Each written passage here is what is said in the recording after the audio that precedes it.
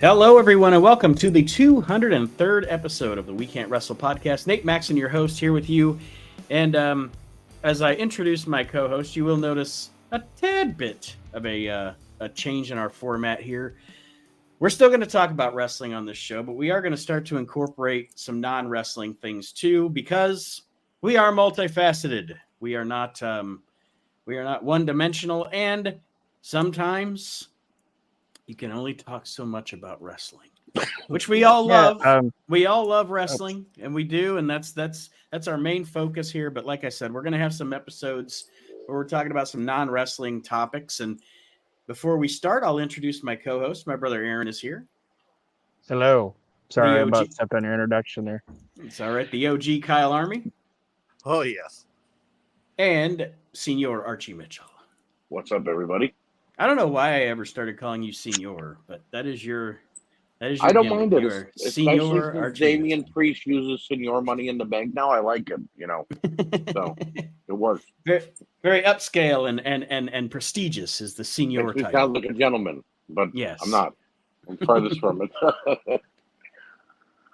It's like Nate said, because he and I discussed it with the whole branching out and talking about other things. It's like you can only talk about how awesome Randy Savage is so much, and you can only talk about like how shitty Brutus Beefcake is so much before you're like, we're just repeating Right. ourselves. So branching out, talking about some other things, and that's what we're doing today.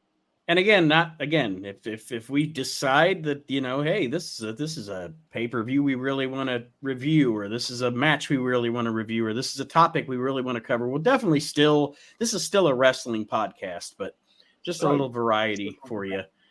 Like this week, we have a match of the week that we're going to discuss, and we are going to talk comedy movies, our personal favorite funny movies here on the We Can't Wrestle podcast. But Aaron, if you want to take us into our match of the week, so you were the one that introduced it to the pool here. Yes, it's a match I believe from 1989, and it is under a mixed group of like a mixed promotion thing. It's a Japanese promotion, I believe, and New Japan Pro Wrestling, and then AWA together, and they're calling it the WWA. International Bash 89. The match we're going to be reviewing is the British Bulldogs versus the Rock and Roll Express. I don't have a lot of notes about the match itself, but I do have the card. Huh? I have some notes on it. Well, that's cool. I mean, I have notes. I'm just saying, like, we're not going to go hold for hold, move for move through the match. We're just going to talk about it, and I got some questions for you guys. That's my favorite thing to do with stuff like this is find questions. But if you guys don't mind, I can run down the card and tell you what these people paid money to see. And there was only 1,000 people in this building in Kansas City. Really? So you guys want to hear this card? Go for it. All right. Bobby Jaggers beat Rick McCord. So Nate would have been excited to watch that. Akio Sato beat Curtis Hughes. If you guys don't know who that is or who those are, it's Mr. Hughes, and that's Sato from the Orient Express. Tiger Mask beat some guy named Tommy Sharp. Tenryu beat Bill Irwin. The Funk Brothers beat Doug Summers and Gary Young. Bulldogs versus Rock and Roll that we're going to talk about next.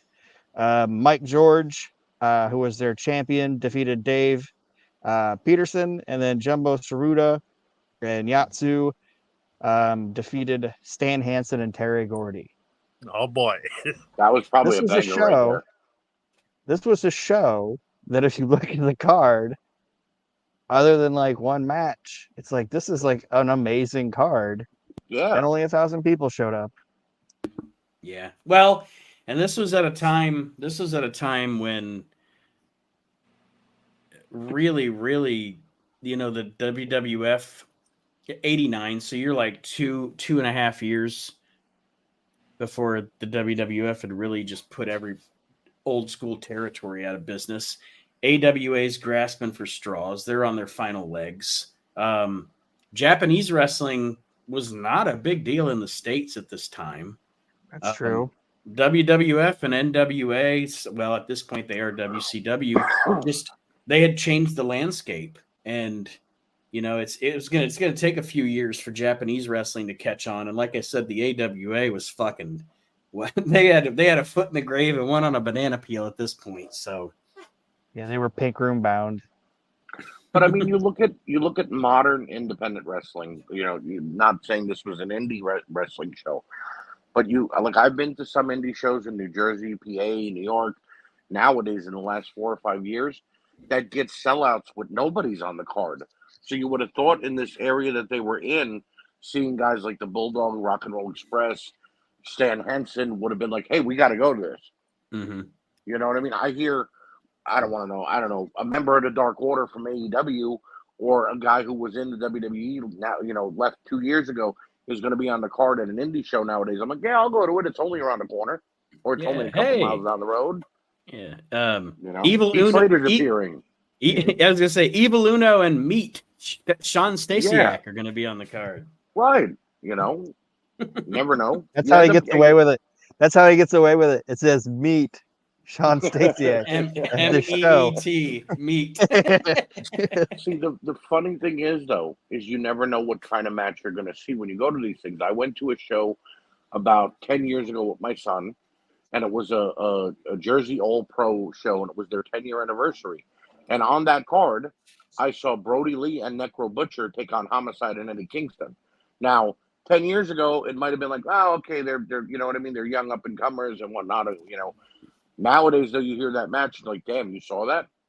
Right. So. Well, we went to Coliseum. You saw Jeff Hardy versus AJ Styles. Yeah. There you go.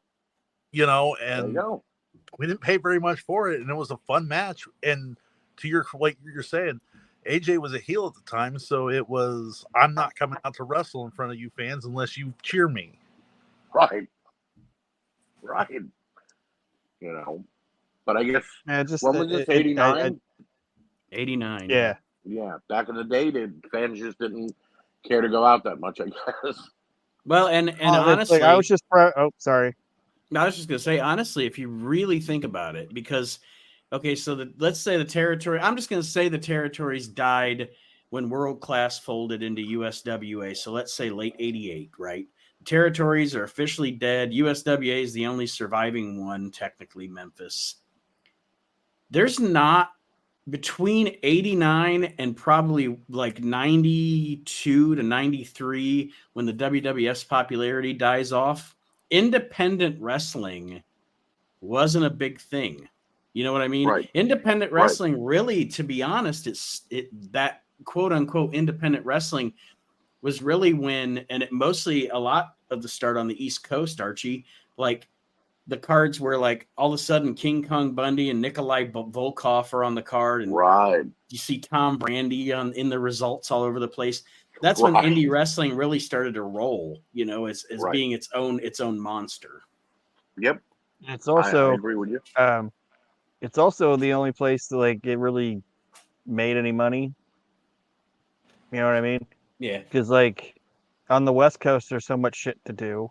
Where we're from, there wasn't a lot of indie wrestling going on or whatever around us. Like that area up there, like New England, New Jersey, New York, that's where those guys all lived too, for the most part. You know what I mean? King Kong Bundy's not going to drive to fucking Indiana for $400. But and like I said, I wasn't saying how do I say it? That's kind of what I was getting at, was the state of the business was this is the card that's on there, and only 1,000 people showed up to it. If you would read that card to somebody now and not even tell them, if you would say, how many people do you think showed up to this card, and you read it to them now, they'd probably be like, oh man, that was probably a banger. That probably drew 8,000 people or whatever. It's nope, 1,000 people. Right. Well, I'm sure to that. And only 1,000 people showed up, and it shows the fact that I didn't realize that the British Bulldogs fought the Rock and Roll Express till 3 months ago when I found this match on the internet. I didn't even know this happened. I'm glad you found it, because it's a fucking cool match. Oh yeah, it is. It's very fun. I did put this, so can you imagine Pat O'Connor wrestling in this match instead of being the ref? That's what it is now. Yeah. You know, and like I said, I mean, yeah, he's 65, but fuck, I've seen DDP, I've seen Undertaker, like Sting. Ricky Steamboat just made a comeback. He's on TV every week. I really like what they did with Pat O'Connor, and I really like what they did with Johnny Valiant in this, where like this is how you use legends and stars. Right. Like, why we do not have Booker T on commentary for tag team matches, will never understand. Why can't you bring in the Honky Tonk Man for intercontinental matches? Or, you know, you can bring these stars in where they can talk to you about what it was like to be in the ring. And this is where I'll disagree with you slightly, Kyle, though. Have you heard Booker T on NXT lately? I'm not supposed to say, you don't do it every week, but like for Mania, yeah, he's atrocious. Archie and I had this conversation, I think last time before we were about to record the Sopranos show. I like Booker T, and I'm sorry, I don't want to get off the topic. As a panel guy. I like Booker T when he's on like that pre-show, mid-show panel format. He's good in that, but and to what you were saying, Kyle, for a tag team match. Yeah, bring him in, let him do some commentary, talk about being a tag team wrestler. But a whole 2 hours on NXT, it's insufferable to listen atrocious. to. And I love him. I love Booker. But lately, Honky's been a bit salty since they broke his record. The last week, he's been bitching about Gunther breaking his record. Well, but I mean, you have Brian James. Why can't he talk about tag team? Exactly. I agree with you on that. No, there is a way to use legends. Not the way they usually use them by parading them out, having them get their ass kicked, and then taken out on a stretcher or whatever have you. It's weird the way that they use legends nowadays in every company. I just say it was nice to see two teams who were coming into their own, and it's like the focus was put on them. And yes, you had stars from yesteryears there, but they were on the outside, the peripheral. They didn't need to be. There's a reason why at WrestleMania 1 you didn't see Bruno Sammartino like teaming with Hulk Hogan, because like we need new now. This is what. Yeah, I agree with that. I agree. And you mentioned Johnny V on commentary. Johnny V also joined the play-by-play man for this match is Carmine Despirito, who is a member of our Facebook group. So, awesome. Carmine is the play-by-play guy here. Did a very good job too. Like it was, I wanted to seek out this show because of this. Like it was super fun. It's also, and I don't want to step on your toes, Aaron, because this was your match you suggested, but it's also fun. Like you said, I don't have like Matt or what do I say, play-by-play notes or anything to the match. But one of the most fun things about this match was watching, and I know he was a heel later on. Obviously, we all loved him to death, but watching the Bulldogs be essentially wrestle as the heels in this match. They wrestled as the aggressors. Yeah. And it was cool. It was cool to watch that. And that's in my notes. Dynamite Kid was a fantastic fucking heel. Okay. Davey wound up getting there, you know, but like before he got to the WWF, like when Dynamite was in Japan or he was with Stu or doing whatever, he was a heel a lot and he was fantastic at it. And I think it's a shame that it never got to happen in the WWE or the WWF. I think it would have been fantastic for them to like turn heel and be with somebody, you know. There's a it would have been great where Robert Gibson goes for a sunset flip and like fucking Dynamite Kid just fucking punches him in the goddamn face. He's just like, "Fuck you, bitch!" And you're just Jesus Christ. And the story they tell is like at first it's like, hey, we respect each other, but then both teams start to kind of do some heelish shit to kind of get the upper hand. But yeah, go ahead. That was the kind of heel Dynamite was too. Like he wasn't like, you know, like a flashy, like, you know, like Ric Flair or Rick Rude type heel or whatever. He was like a small, like like a small pit bull, even though he's a bulldog. But you know what I mean? Like he was like He was he might be abrasive. small and he might, but he's a little aggressive, little fucking. He's gonna always come at you, never stop, and just beat the shit out of you, guy. And It's like not he necessarily. looked. Sorry. I was just gonna say it's not necessarily the same gimmick, but it's the same thing. Obviously, I'm getting to a point. Their personalities are different, but it's the same thing as Taz or Jamie Noble, that little bulldog, Yeah. little bulldog asshole. And then you have fucking. And he looked, and he looked so cool, and he had his head shaved, and he just looked like a little prick. You know what I mean? Like, you know what I'm saying? Like, anyway. And then you see Davey do that fucking gorilla press slam, and you're just like, no wonder this dude's fucking money. And then that was the other thing. I would not be taking a fucking bump out to the goddamn floor without mats. Like that hard ass floor. Can you imagine that shit?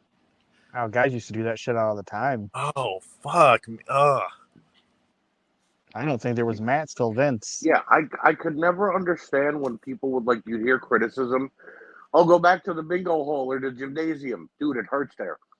It's right. You're not exactly sending me to a place I want to go to. It's not. I'd like to not need a wheelchair when I'm 35. Right. Yeah. Right. I think it was. I don't think anybody used floor mats until Vince, and I think he just did it for aesthetics. Right. To make it look blue Honestly. on the outside of the ring. Speaking of aesthetics, can I point this out now? It pisses me off when I see a special guest referee in a match without a referee shirt on. It is a little weird. They're just like, hey, Pat, you want a referee? He's like, yeah, sure. Yeah, I was gonna say I'm surprised he didn't have like you know, I mean, I'm thinking of guys in like the 70s and 80s, but I'm surprised he didn't have like a pack of cigarettes in his pocket. That's the other you thing. know, in his shirt pocket. Why is it Probably every time did. you have a special guest referee, they turn into a bumbling fucking idiot? Like, this is Pat O'Connor. Like, he should know all the tricks. I mean, hell, they named tag team tournaments after this guy. You're gonna It's pro wrestling. It's pro wrestling. A referee will be like they'll have Shawn Michaels as your special guest referee, and he gets like an elbow to like a random elbow to the side of the head, and he's down for 3 minutes. But see, that's the good You know thing. what I That's mean? the But one if he's thing in a about match and special- if he's in a regular match and he gets elbowed and it's his match, he goes down and he pops right back up. No, you poke him in the eye in this match, he's down for 5 minutes. Right. It's wrestling. Getting right back up. Johnny V says some funny things. Yes. He asks about where Matilda is, and Carmine's like he doesn't know, and he implies that maybe they put him to sleep. Oh God. He calls Ricky Morton Ricky Martin like 7 times. I don't know if you guys noticed that. I wrote that down. Jimmy Valiant. I don't know if he's saying it. Jimmy Valiant thinks Ricky Morton's name is Ricky Martin. I wrote that down. Like I was trying to figure out if he was saying it or if it was just his dialect or whatever. But I'm like, he slipped up and said Ricky Martin a couple times. I don't think Ricky Morton would have worked in Menudo though. And he also uses the term Queer Street like 3 times. He's on Queer Street. And he makes fun of the big fat cameraman. But to his defense, though, in '89, that was allowed. You heard I know, but I'm I'm just saying. And wrestling, you know what I mean? Oh, I know. I'm just saying it's fun watching shit on YouTube sometimes because I guarantee if this match was on the network, they would bleep out Queer Street. Oh, without a doubt. You know what I mean? And then it's funny because there's like the point in the match where they're doing just like they're doing their resting because they got to go 30 minutes, you know. So they take a little bit of a rest hold break, and Johnny V I think gets bored because he starts roasting the cameraman. Well, and that's the thing about it. Like the crowd gets bored. You can tell, like, and that's how such pros they were because it's not a long after you see like the lull that like they realize they need to pick it back up. And I actually, one of my notes that I wrote down is it's not in any way, shape, or form saying this match is bad because it is really good. Spoiler alert, folks, it goes to a time limit draw, but I wrote down instead of 30, they should have made it a 20-minute match. Yeah. Because there is a lot of downtime that didn't need to be there. No, because once 5 minutes hits, it fucking kicks off, and that crowd is alive. And I mean, I could not have asked for a better 5 minutes of wrestling. Like beautifully done. And this is bad back Dynamite too. You know what I mean? So it's not like he's at the peak of his conditioning. Like this is him on But the he down. held his own. On He his, had his speed. I He had know his I'm not. Oh, he agility. did. You know I know you He ain't did. criticizing him. I'm just saying, for a guy with a bad back and all of his demons, he made the Rock and Roll Express look like they were off their game a little bit. You know what I mean? They weren't as Yeah, I mean crisp as that they dude was normally are. that dude's a once in a lifetime talent, and Oh yeah, having the bad back that he had and everything else, like he went a lot longer than what he could have or should have.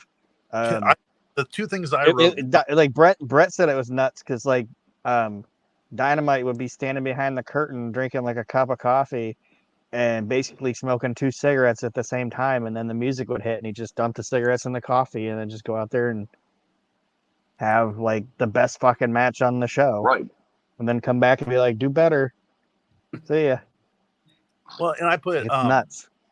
Like Ricky Morton is a fucking god at selling. He is a god at that baby face. Like, help me. Still is. Fucking Robert Gibson, when he makes that tag, I mean, good God, the fire. You get hyped when you see them make that tag. That tag, you know, is coming. You know. Well, I mean, Ricky Morton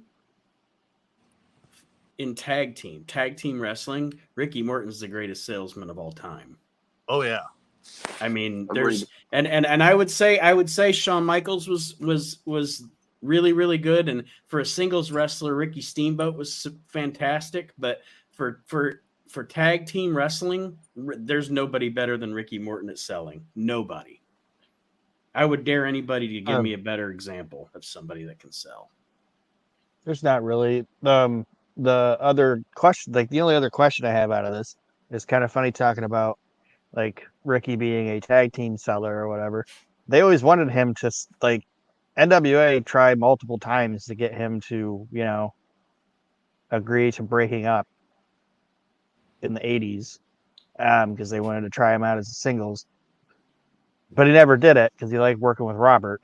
And part of me thinks he thought, what's going to happen to Robert if we break up, you know?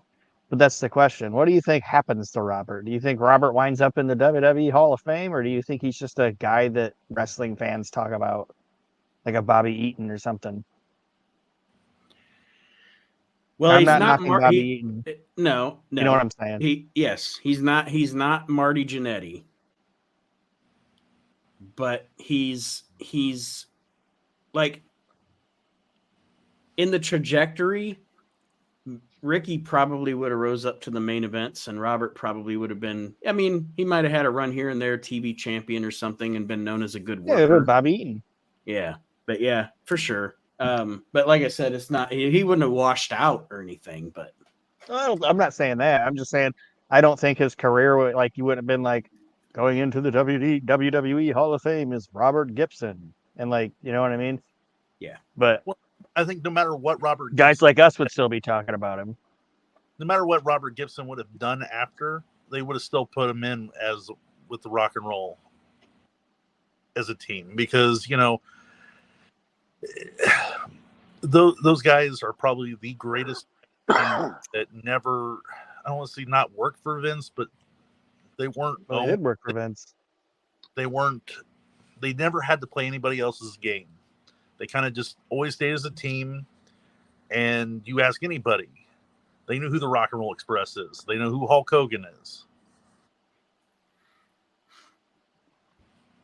But, so the match. Oh, sorry. Kyle. Why can't we have time limits now in pro wrestling? I love I mean, my God, if you're going to do AJ Styles versus Samoa Joe 3 weeks in a row, why not have one of them be fucking a time limit and be like, oh, folks, if we had just, imagine if they just had 5 minutes more. Right. We had a winner. Because wrestling fans say they want things to pay back like it was, but they don't. Like they say they want long-term champions.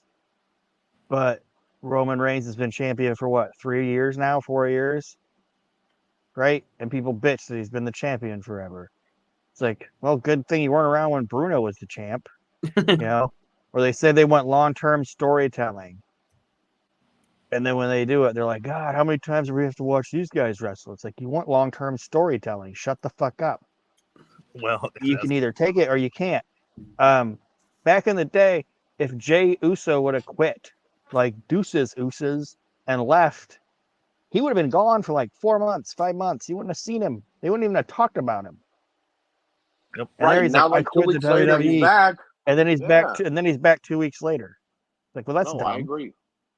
They should have sent him out. They should have said, we're going to keep paying you, but go work these indies. Go work these indies for the guys that we like. You know what I mean? But the problem though is that in the last 6 months we've seen people. Now the big thing is LA Knight. You know how quickly fans can switch up the flavor of the month, and you have that one shot to get over. I mean, if But you to put not if even you give not even give it a week though. if you not put a even give it 40 month. if you put a what I'm saying is if you put a 45-minute match on Raw now or a 30-minute match on Raw now, people would bitch about it. And they'll tune out. The ratings will reflect it. but they're tuning out now anyways. You know what I mean? It's like that's the No, see, all right. See, I'll back up Kyle here, and here's why. I remember about during Jeff Hardy's last run in TNA. Anybody remember that? Mhm. All right. He had a match with Samoa Joe, and they went to a time limit draw. And the reason Joe actually got real pissed at the ending of the match, the reason he got pissed is because they did not announce before the match that it had a 20-minute time limit. And then a countdown clock started for the last minute, and it gave away the ending. If they were to start telling fans as the match, like when Samantha Irvine or whoever the announcer is says, our next match is scheduled for one full with a 25-minute time limit, an intercontinental title match, whatever, it would be more believable. And you can get down to that last minute or two with the fans counting along and being a part of the show more, and instead of just singing Seth Rollins music every week for 20 minutes at a time. Well, and You that's know what I mean? Put a competitive match on, and yeah, you're gonna have the fans like us. We're gonna watch because we want to watch good wrestling. Right. For Samoa Joe and AJ Styles to go for 20 minutes, the people who are going to watch it on YouTube are just going to watch the YouTube clip anyways. They're going to want to watch the last. I mean, so you give it to everybody. Right. Exactly. Well, like you said earlier, Kyle, back to this match, the use of time and the time limit, these two teams do a great job of heating up that last 5 minutes of this match. The last 5 minutes of this match, like I said, the match should have been 20 because there was a lot of rest in the middle. And I know they wanted to do 30 minutes, and that's great. And like I said, I'm not criticizing these performers or criticizing the match. I'm just saying I think it should have been shorter. But that last 5 minutes is fucking gangbusters. And they picked the right two guys to end it too.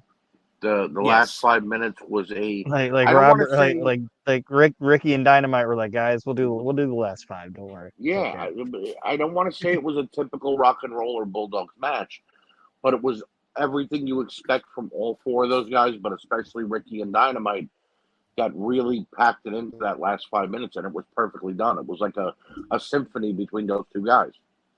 Well, and both teams are like, oh fuck, we got 5 minutes. Like, oh shit, like I can't believe this. Like we gotta fucking do this, and we gotta do this now. And you get this sense of, and it's nice at the end because, like I said, you can come back and be like, ladies and gentlemen, imagine if these two teams are gonna go no holds barred, no limit. Like there will be a winner. You can get the shit to be sold again, but you just have to start. And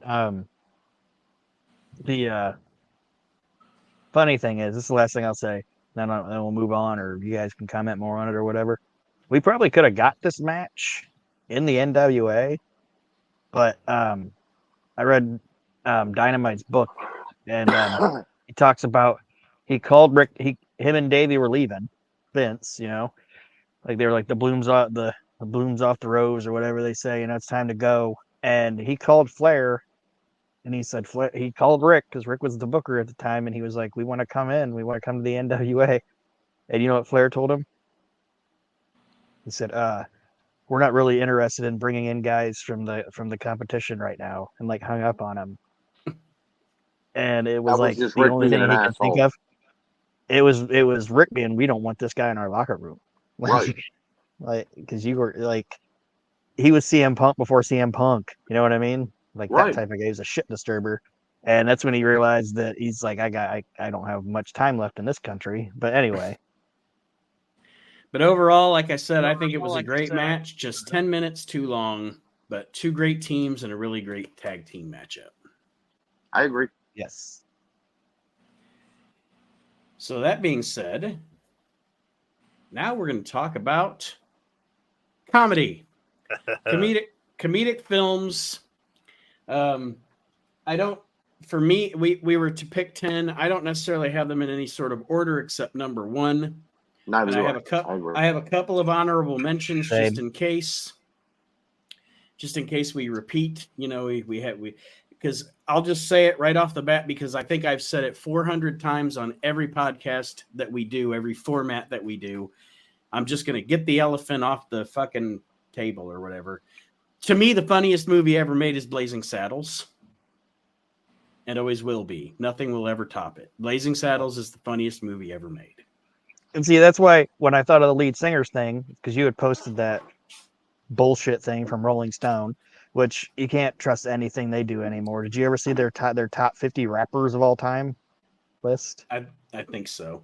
It No. like fucking Dr. Dre was like 22, and like Get the they fuck had, like, out of they had here. they had like some mumble rapper over Ice Cube. And it was just like, what the fuck is going on? But when I thought of the lead singer thing, it was kind of what you were talking about, Nate, where there's going to be a lot of duplicates. It's like we probably have a lot of duplicates in that list, and everybody has different types of humor. So I was like, that Right. one might be more interesting. But yeah, I don't know if I assume Blazing Saddles is in everybody else's top 10. I didn't put it in there because I knew it would be in yours, so I didn't put it in there. It's not in mine because I thought one of you guys would pick it too. I agree. I did. I admitted it. I just want to say just a couple of lines. Mongo like candy. That one. I also have to say one of my favorite lines in the movie that people don't quote enough is, "Oh, God damn it. Now somebody's got to go back and get a shitload of dimes." Shitload of dimes. I like, forget that shit. Here comes Mongo. Yep. Are we awake? Are we black? Yes, we are. Then we are awake and very confused. Where the white women at? And the greatest thing about that movie is I love insulting bigots, and that movie is so good at insulting bigots, and just, you know, I mean, somebody who's sensitive or whatever, that's, I don't Like, know, might people think this movie's offensive. It's not offensive. It's a critique on That's bigots. That's what I was gonna say. People now, if they had never seen that movie before, if you showed that movie to like a 22-year-old from Portland that had never seen it, they'd be like, "Oh my god, this is the worst thing. We need to cancel these people." Even though the majority of them are dead, they'd still want to come back and cancel them. They want to cancel Gene Wilder, but it's kind of like All in the Family. You know what I mean? Mhm. Right. Like at the end of the show, Archie Bunker is the one that realizes I'm an idiot in this situation. Like I'm the wrong guy, you know, that type of thing. But Blazing Saddles, like I said, if it was top 11, I would have put it on there, but I just didn't because I knew you would have it on there, so I left it. I figured one of you would have it on there. Yeah. So Aaron, I'll let you go next. Well, I'll do like you did. I'll just do out of the 10, my favorite, and I think it's a movie I could watch over and over and over and over again and just laugh my ass off at, is Caddyshack. And I wrote Caddyshack as one of my honorable mentions because I knew somebody else was going to have Caddyshack. Yep. No. You do drugs, Danny? I want a hand. Every day. Good. I want a hamburger. I want a hot dog. I want French fries. You'll get nothing like it. Nothing like it. Like nobody's bad in that movie. Like everybody's great. I listened to Chevy on Dana Carvey and David Spade's podcast, and he talked about, the scene with Bill Murray, the classic scene with Bill Murray. Yeah, those two hate each other. But absolutely none of that was scripted. None of it. Like they just did it. What fucking genius. One thing that I love about Caddyshack was Bill Murray was not meant to be in that movie. He came to the set to visit friends, and the director saw him around the putting green doing the voice and making those actions and said, I want that in my movie. And they created that character. Yeah, well, exactly. They created that character spot on and said, okay, this is all we want you to do. Just be the big dummy that's trying to catch the gopher. That to me is like comedy gold.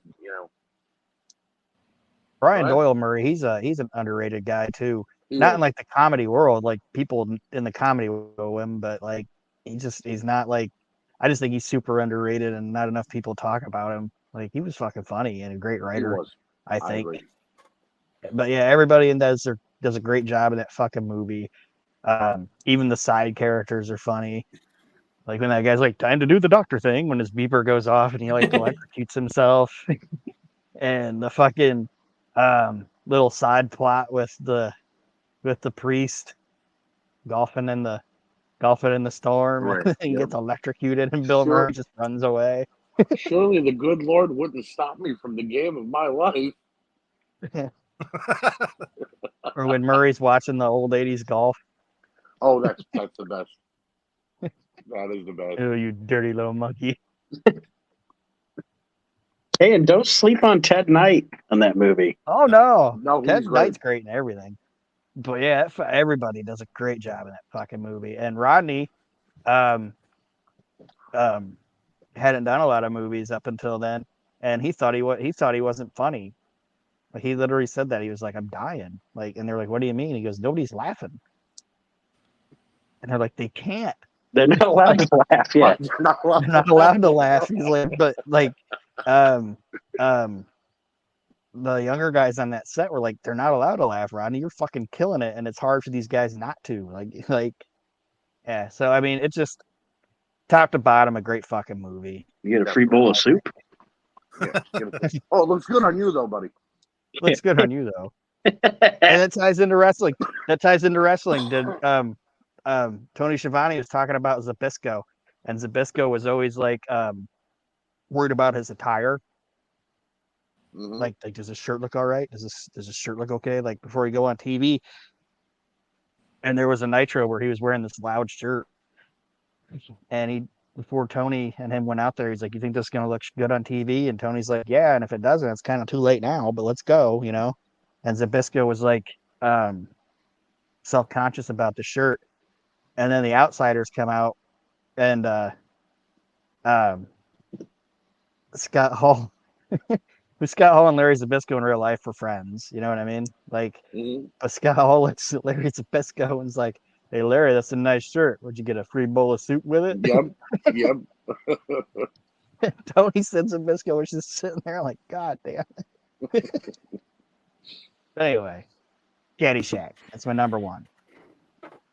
Archie? I'm a lover of comedy movies. It's my favorite genre of movie. And my friends and I, if we can get lines out of movie like Aaron was doing just now with Caddyshack, that makes it, a top movie for us. My number one on my list though is The Jerk with Steve Martin. The Jerk is also on my list. I mean, again, it's one I left off because I knew all I need is these matches. I was born a poor black man. Yeah, that right there. Steve Martin. This color. Steve Martin is one of the funniest human beings to ever live. That movie's one of the funniest movies to ever be made. Like, if for all the funny people that I've ever watched in my life, and there are so many that I respect and so many that I think are hilarious, like Mel Brooks or Robin Williams, or if I wanted to sit down and learn the art of comedy from someone, I would want to learn it from Martin Short, or not Martin Short, Steve Martin. I agree. Because he can do pretty much anything. He knows how to make even smart humor, and I don't mean to demean anybody, but he can make smart humor for stupid people. Mm-hmm. You know, I mean, he's just so good. I've also always said that it takes a really, really, really, really smart, funny person to play something dumb. You know what I mean? Right. And like, all these cans are defective, and then he realizes they're shooting. He goes, he really hates these cans. Yep. You believe it? He becomes a millionaire. He really sends me a postcard. I mean, that right there, you know, cat juggling. Yeah, cat juggling is one of the most insane things. Sir, we have people here that want to give want donations. No, send them away. I don't need any more money. No, sir, they want you to give. So yeah, The Jerk is one of my all-time favorite movies. Pizza in a cup. He put the whole pizza in a cup guy out of business.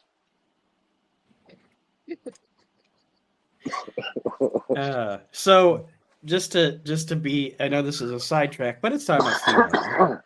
Archie, yes. Have I ever told you my favorite Steve Martin joke? No, go ahead. I mean, I'm a huge fan of King Tut, but that's not a joke. That's a routine. But my favorite Steve Martin joke is when he talks about going to France. Okay. He goes, yeah, I went to France recently. You know what they call a hat in France? A beret. They got a word for everything over there. I love that. I love that fucking joke. They got a word for everything over there. They got a word for everything. And he was the first. You guys ever heard the term rock star comedian? Yes. Like you could say, you know, Kevin Hart is a rock star comedian, you know, or I mean, you might want to say a rap star comedian for him or whatever, but you know what I'm trying to say, who else could be considered like a rock star comedian? But just like Andrew Dice, there was a point where Andrew Dice Clay was a rock star comedian because he could go into Madison Square Garden and sell 23,000 tickets to come out and see him. Martin was playing like arenas and shit before anybody else, and it's just because he was just. I mean, you can say what you want about him, but there was a time there where Dane Cook was a rock star comedian. Yeah. Yeah. All right. The Jerk. Great shit, pal. Mm-hmm. Kyle, what are you bringing to the table? It's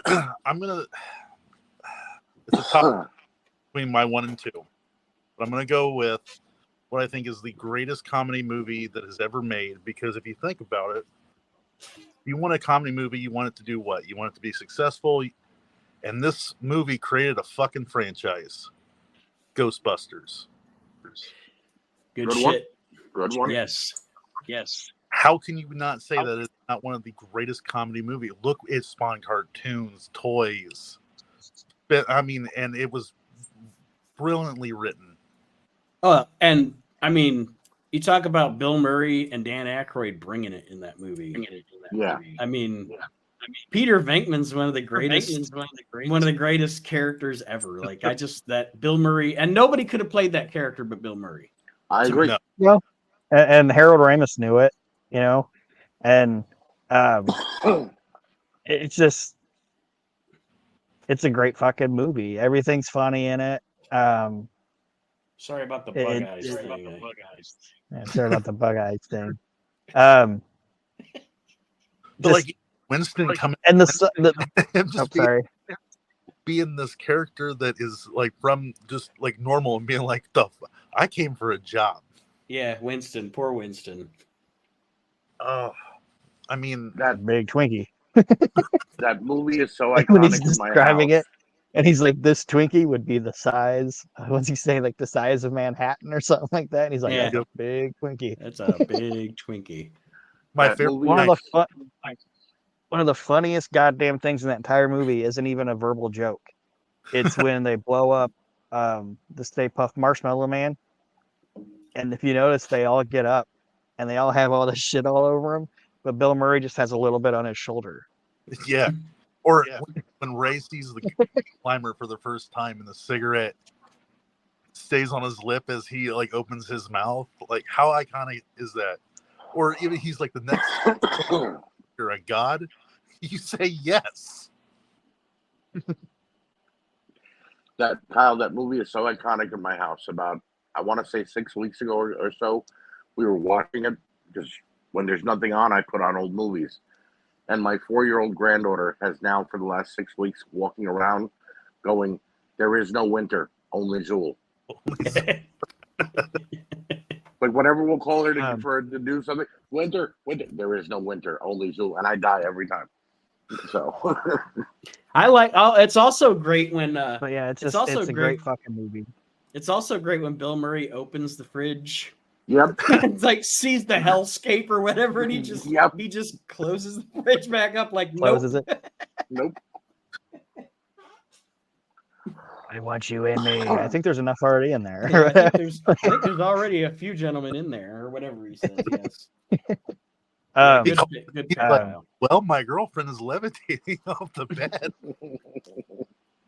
Or when she's like, when they're like, clear your mind, and like, he's like, I tried to clear my mind, and all I could think about was being with my family and in the summer camping, and it's the Stay Puft Marshmallow Man. But it's just like Dan Aykroyd's delivery, you know what I mean? Like, he knew what he did. He's like, it's the Stay Puft Marshmallow Man. He's like, what you do, Ray? Tell me. Well, not my next pick. Marshmallow Man. Yeah, because you hear it in the background. You hear, yeah. He's like, no, Ray. He's like, what'd you do? It's the Stay Puft Marshmallow Man. The next, my next.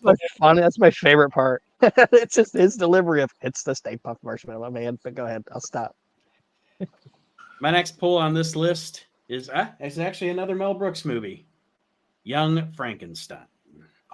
Oh yeah, this is the problem, because quite honestly, in my personal opinion, I could put this list of all Mel Brooks films. Yes, yeah, I mean, absolutely, yeah. But Young Frankenstein just has, I mean, first of all, I'm a gigantic fan of Gene Wilder. Mm-hmm. I don't think Gene Wilder ever did anything bad. So he's fantastic in it. And there's just so many, like,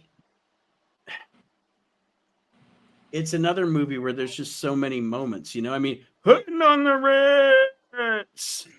Right. That fucking Frankenstein putting on the Ritz thing, I could just watch that and die every time. It's never not funny. Did you know that was Gene's idea? Yes. Like, that wasn't even part that Mel Brooks put in it.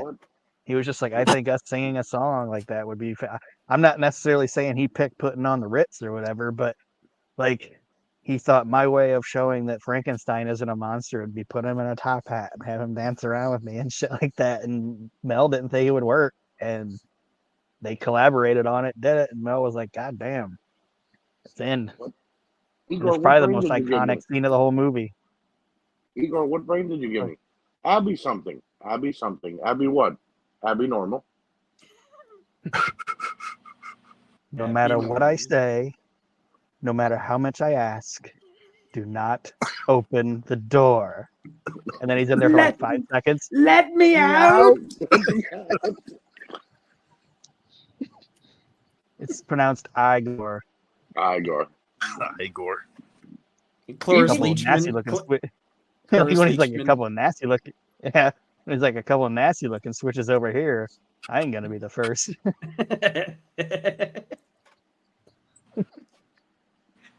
And Cloris Leachman's fantastic, as always.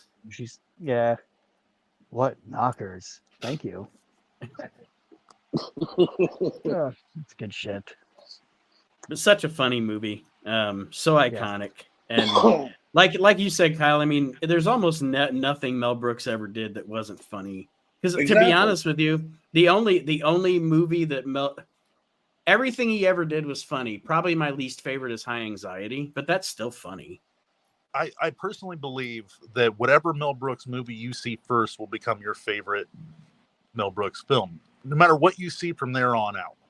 Right. What you see first is going to be like that is going to be the movie you're like, that's his fucking, yeah.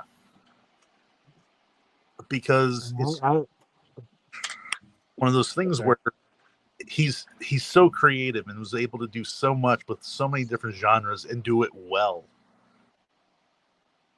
Yes. Fucking genius. Aaron? Who's that? Oh, okay. You're next. I have a Mel Brooks movie on my list, but I'll go with another one. That way we're not talking about two Mel movies in a row. But this is one that you guys might shit on me about or whatever, but I just think it's hilarious. Old School. I had it on my Old list School. and I took it off. I think that movie. That movie is fucking fantastic. Like from top to bottom. When he gets to the I think it's creaking and he's like, honey, you think Burger King's still open? Aaron, can I let you in on a small secret? Yeah. Whenever my friends or I knock on somebody's door, like if we're going to somebody's house, like they'll come over to my house or whatever, and we answer the door, the obvious response when we answer the door is, "Hi, I'm here for the gangbang," because of that movie. Fucking, he's sitting in there I like when he's like, I'd really like to, guys, but me and the wife, we got a busy day tomorrow. We're gonna do Bed Bath and Beyond. Yeah. You know, I don't know. Maybe there's time. Maybe go to the Applebee's if there's time or whatever. Like, I don't know if there'll be time.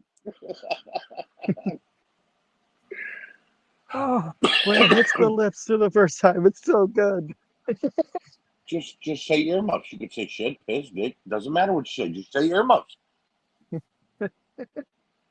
And I saw the fucking look in her eyes. The band is by far one of the best parts. That movie they do that, and that's the scene where they're like, now you know what this movie's gonna be. Yep. You know what I mean? Like, this movie is gonna be off the rails for the next hour and a half or hour and 15 minutes. This is gonna be off the fucking rails. Blue, do you trust that I don't want you to die?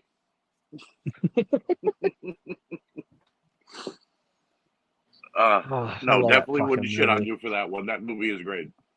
Okay. I was worried because I have like two modern movies on three. Well, two. The other one might not be modern. I only have one modern movie, but I mean. But now I don't even know if something from 2003, is that still considered modern? I don't know anymore. 20 years ago. 20 years ago, yeah. Yeah. So maybe it's not modern. I don't fucking know. Is it Superman? Oh, Archie? Apparently it is. All right, next on my list, like you said, Nate, I don't have them in any particular order. I'm just going down the list. Is Twins.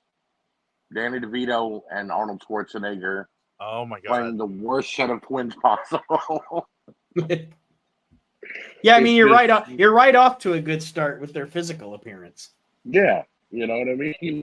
But I mean, there's lines in that movie that Julius, I finally found you, Julius, and DeVito's just like, who the hell are you? So yeah, those characters and one of those actors that, like, how can you not? I mean, everything he's done, and like It's Always Sunny, and I mean, the dude's funny. He just knows how to be. He doesn't take himself serious. He's willing to be, yes, just like Jack Black. Not in any way trying to say, but he knows his what do I want to say? He knows his physical stature. Yes. And he embraces it. He knows he knows he's not, a sex symbol, and he embraces it. And he's willing to play He's willing to play anything. You know, he's willing to take risks. Talking about Danny. Yeah. Yep. Yeah, he knew. Okay, because he's not a bad actor. That's the other thing. You know what I mean? But he knew very early in his career, I'm never going to be the leading man. You know what I mean? I'm not going to be the guy jumping out of the, like, Danny DeVito is like Die Hard. Like, that's not going to be a but thing. he sometimes You know what I mean? outshined the leading man by being the sarcastic side guy. It was even better. Oh, I'm not disagreeing with you, but he was a very smart in realizing that this is the lane that I'm in, and I'm going to remain in this lane because this is the lane that's going to make me money. As an actor, Right. he's made more money as a producer. Like, Right. he produced a lot of shit in his career, but as an actor, he knew it's like I gotta, like, just be in this lane. You know what I mean? And he did a fantastic job at it. Agreed. Anything else on Twins? No, I think we can go to Kyle. I'm not a huge comedy Arnold guy, but that's just my opinion. Right. Not saying it's a bad movie. Just saying it's not. I'm not huge on Arnold and comedies. Kyle, what's your next flick? Kind of an off the wall pick, and I'm going to make a statement right here, right now. This movie is in no way is a statement on any type of personal, political, or any type of views. The movie is fucking hilarious. If you've never seen it, I suggest you should. The Birdcage. Oh, The Birdcage I was just talking about it recently. Yeah, it's on my list. It's one of the funniest movies ever made in the history of ever. Ever. I would put it, actually, for me, it's probably top 3. And we spread just these characters where you have, it's a brilliantly written comedy. I don't want to say too much about it just because, but it has Nathan Lane. It has Robin Williams. Hank Azaria. Who's a hidden gem in that movie? Dinner is served. Agador Spartacus, ladies and gentlemen. And also, one of the best... He doesn't know how to walk with shoes. Yeah, one of the best... He's lived in Miami his entire life. One of the best lines ever in a movie is when Nathan Lane is doing John Wayne, and then he gets back to the table and he goes, "Oh, did I screw it up?" And Robin Williams goes, Okay. "No, I just never realized John Wayne walked like that." Yep. It's a great fucking line. It's a great fucking movie, and it would have been an honorable mention on my list because I knew somebody would. I at least knew Nate would have it on there, so I'm like, I'll make Birdcage an honorable mention.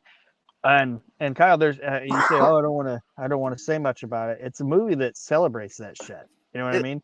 They're not derogatory. They're not derogatory towards the homosexual culture or whatever. They embrace it. And I know guys that you would never think would like a movie about drag queens and shit like that. They're like, man, that Birdcage, that's some funny shit, man. That's a funny. I'll be honest with you. I'm one of those guys. I didn't think I'd enjoy a movie like that. Like, I've never watched Priscilla, Queen of the Desert, or anything like that. But for some reason, Nathan Lane and Robert Williams made this so funny that you can't help but watch it. Madonna. And then end up falling in love with it. Madonna. In 19, like I got buddies that do Copenhagen while they smoke and drink like Busch Light. And if you'd be like, "Hey man, you want to watch Tu Wong Fu? Thanks for everything, Julie Newmar," they'd be like, "Fucking hell no! What the fuck?" Then you're like, "You want to watch Birdcage? God damn, that movie's funny as shit, man." It is. That Nathan Lane's are right. It is. It's one of those movies that you come out of it and you're just like, "Well, I learned something." It's kind of like George Carlin. I think everyone here would agree with me that George Carlin was the greatest comedian that ever lived. And not only was he funny, but he kind of taught you something. Yeah, I always say Carlin wasn't a comedian; he was a philosopher. But yeah, it's the same way with Chappelle. Chappelle's not a comedian; he's a philosopher. You have two character actors, Robin Williams, Nathan Lane, where they get to just, chew the scenery and have fun, and they play off of each other, and the story ends up not just being about that. It's these people that have to try to be something they're not.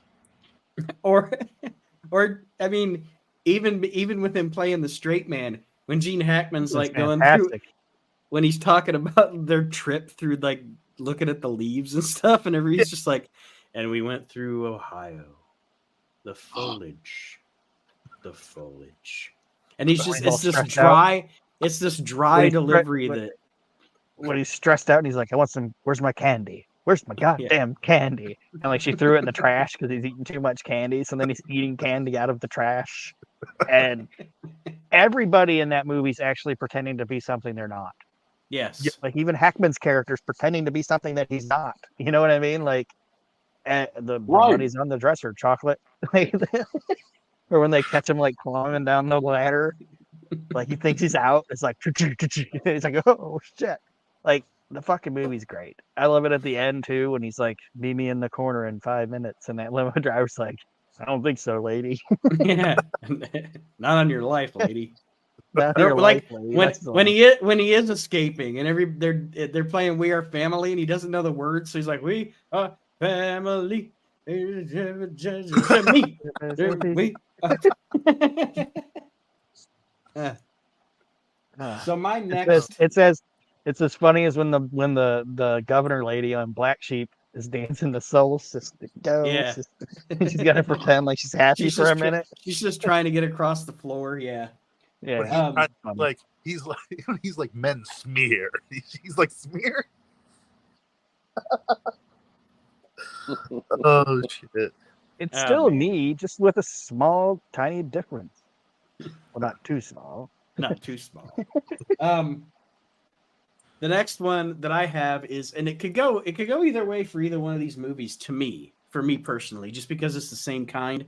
I picked the first because it's kind of the one that started the trend, but it would be either Airplane or The First Naked Gun.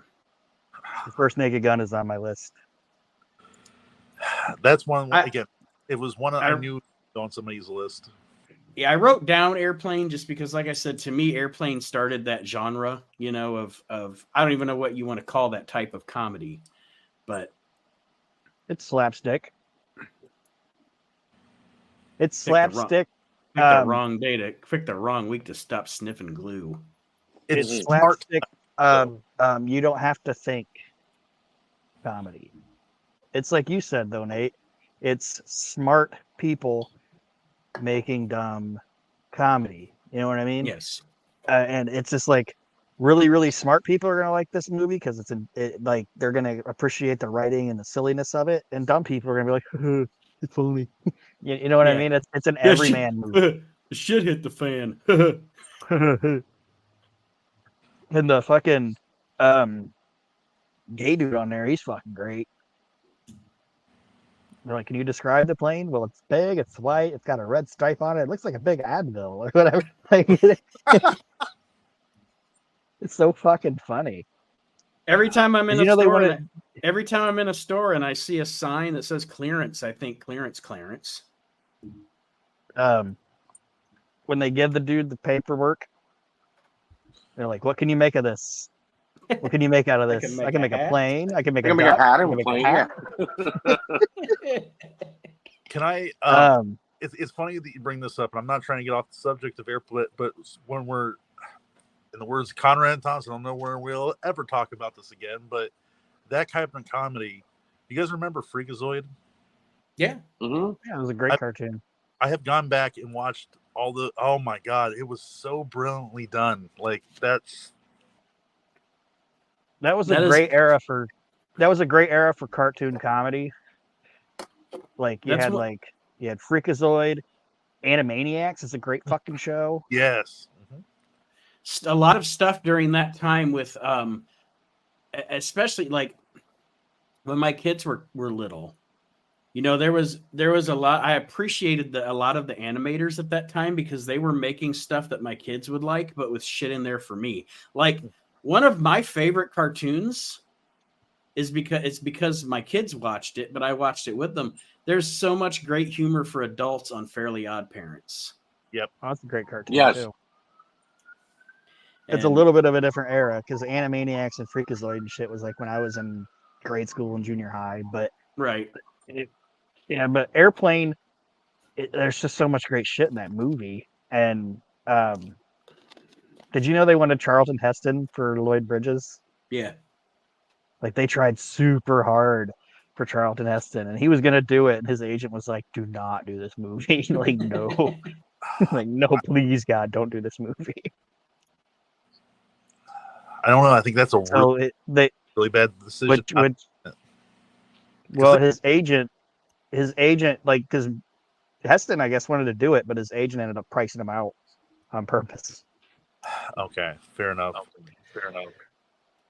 All right. Well, I'll get us moving along a little quicker here, just because I know, Aaron, you've only got like 45 minutes before you. Yeah. Okay, I'm not as drunk as I thought I'd be, so we're good. But I had Airplane. Aaron, what's your next movie? Animal House. I can't believe I forgot that. Wow, nice call. Animal House is not on my list, nor is Blues Brothers. Blues Brothers isn't on my list. Again, I forgot Blues Brothers. Wow. No, see, my thing is, and again, I'm not, and we can definitely talk about the movie. I'm not saying I don't think those movies are funny, but I think that those movies are funnier to other people than they are to me, if that makes sense. I mean, everybody's got their own personal deal. Yes. And that's the thing about this. Like, comedy is subjective, just like any other form of anything. So,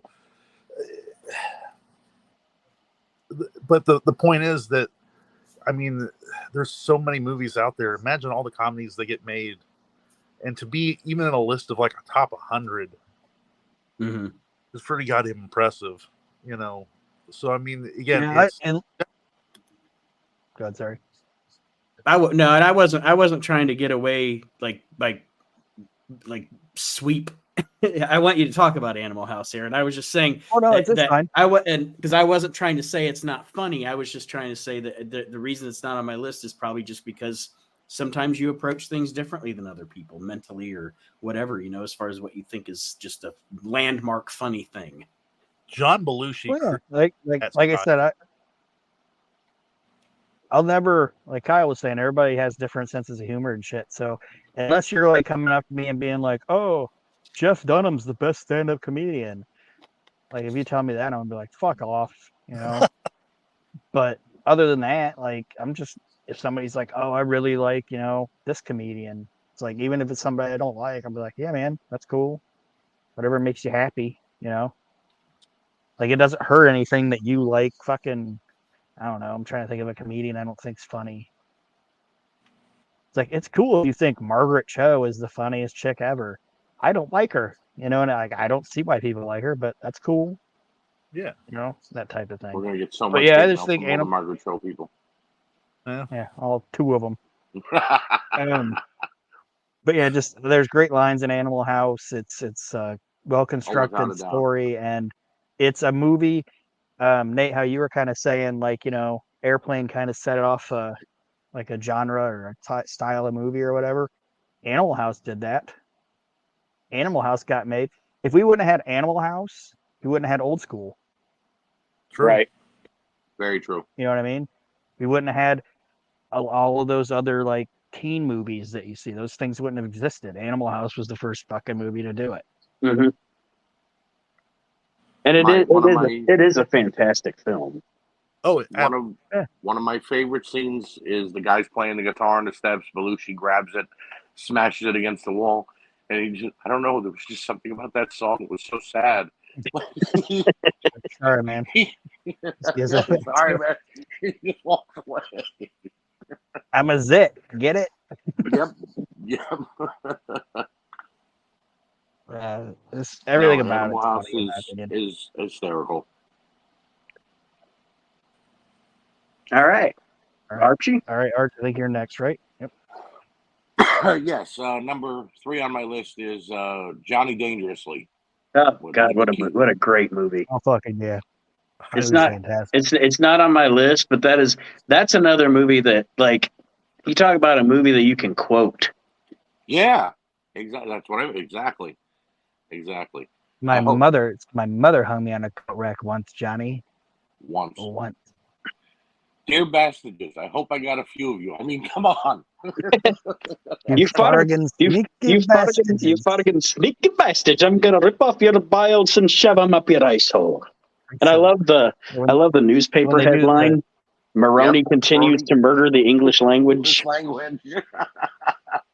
Even the head nod scene's funny. And they're all like just head nodding each other and your testicles and you. Like all that shit. It's all fucking great. Dom DeLuise is the Pope. Yep. And I'm the Pope. Freaking Pope. I'm the freaking Pope. He's like,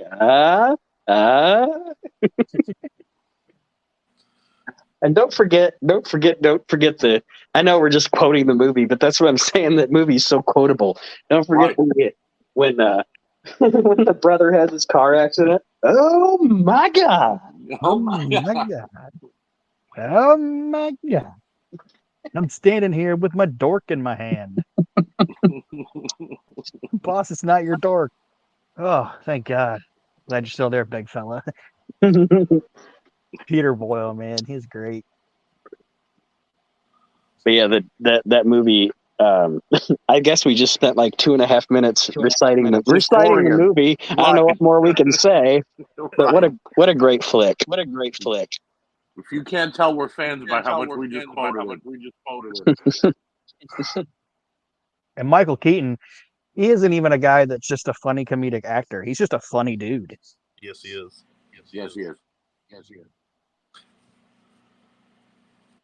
All right, Kyle, you're next. Kyle? All right. I'm gonna go with a movie that it's kind of like Quentin Tarantino.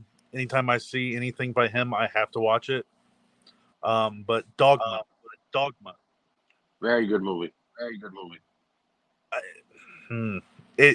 Yeah. I love Kevin's writing. I love his direction. I love how he does, and I think Dogma is perfect from beginning to end. Kevin Smith definitely knows how to deliver on a comedy. Dogma having taken place in New Jersey, which I love. I pretty much like anything on the Kevin Smith catalog except for Chasing Amy because it's a little too boring. But yeah, Dogma is Matt Damon and Ben Affleck through that whole movie are hysterical. You know, Jay and Silent Bob's reasoning for moving to Chicago. Well, John Hughes, he was always making these movies, and we went to where he was making these movies. You know what we found out? I ain't even fucking Shormer, Illinois. When they shoot everybody on the bus and then they get off and they're like, "Whose house?" My aunt. I love the scene when they get off the train. He's struggling with these two angels. Yeah, throws them off the fucking train. He like pulls the door shut, lights up a cigarette. He looks over and the guy's like, "No ticket." When she's talking about trying to find the angel or whatever, and he's like, "People don't just fall out of the sky, you know." And then Chris Rock falls out of the sky. Yep. Then Jay's like, "Big titty blonde bitches just don't fall out of the sky every day, you know."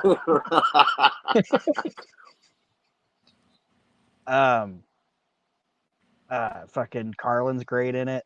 Buddy Christ, the Buddy Christ with the thumbs up. Yep. It's his smartest Jay and Silent Bob universe movie. I guess we can. Oh, go ahead. Were you gonna say something? I'm sorry. The minute that movie starts off, it starts off with them talking about the platypus. And then he's like, "I'm sorry for all the people I offended." And you're just like, "Oh." And then, like I said, yeah, it's Matt Damon and Ben Affleck. Like, you're like, "Wait, what?" And then you just see the ensemble, Salma Hayek. Right. And they keep adding more and more big names to the movie as it goes on. Well, it was he did Chasing Amy and then Dogma, correct? Yeah. Yes. Yeah. Yep. And I think Chasing Amy was his first real big, successful like commercial movie. Yeah, more serious, more commercial. And it was like that was the movie that got people in Hollywood paying attention to him, and then people were like, "I want to be in Kevin Smith movies." You know what I mean? Like, and Dogma was the first one. Chasing Amy was commercially successful, but Dogma was the movie that made him a Hollywood director. It made that people was the want movie that him to allowed direct their movies. Yeah, he's like, now I can go and do things that people are bringing to me. You know. Mm-hmm. And to Dogma's fantastic, but I guess we'll just do two birds, one stone, because the next it's the next one on my list actually is my favorite Kevin Smith movie, Mallrats. Another good one. Mallrats is great. Mallrats is my, and I love them all, and I love Dogma, and I love Clerks and everything, but Mallrats is just, that's my favorite. That's my chicken noodle soup of Kevin Smith movies, my comfort food. You know, I agree. Want to know what the '90s was like? Yeah, go watch Mallrats. Fashionable male. That's what it was. He's halfway to. He's halfway to buy me toys by now. You don't know LaForce's? They don't know LaForce's. He's got 47 collars, and I heard he's got 2 kills. That kid is back on the escalator. He's a mall security guy. That kid is on that goddamn escalator again. But he was also able to throw in a little bit of that nerd stuff in there. Like with my favorite scene is where he's sitting there trying to do the force with the cigarette. Yep. Jason knocked his shit off. And they go, he's like, son Bob, say bye to the kitties. When he's finally talking to Stanley, and Stanley's all about love and telling him about, you know, missing romance, and he actually gets really depressed about it. When they show Affleck's video. Yeah. Call me Donnie. He's like, who's your favorite new kid? Call me Donnie. Who's your favorite new kid? The customer's always a fucking asshole. Yeah. You know, I don't respect people with no shopping agenda. Like, there's parts of that movie, like when he's like, but I don't respect. I can't see. Sorry. Goddamn sailboat. It's a schooner. It's a schooner. It's a schooner. It's a sailboat, you stupid ass. A schooner is a sailboat. And the kid's like, a schooner is a sailboat, you dumb son of a bitch.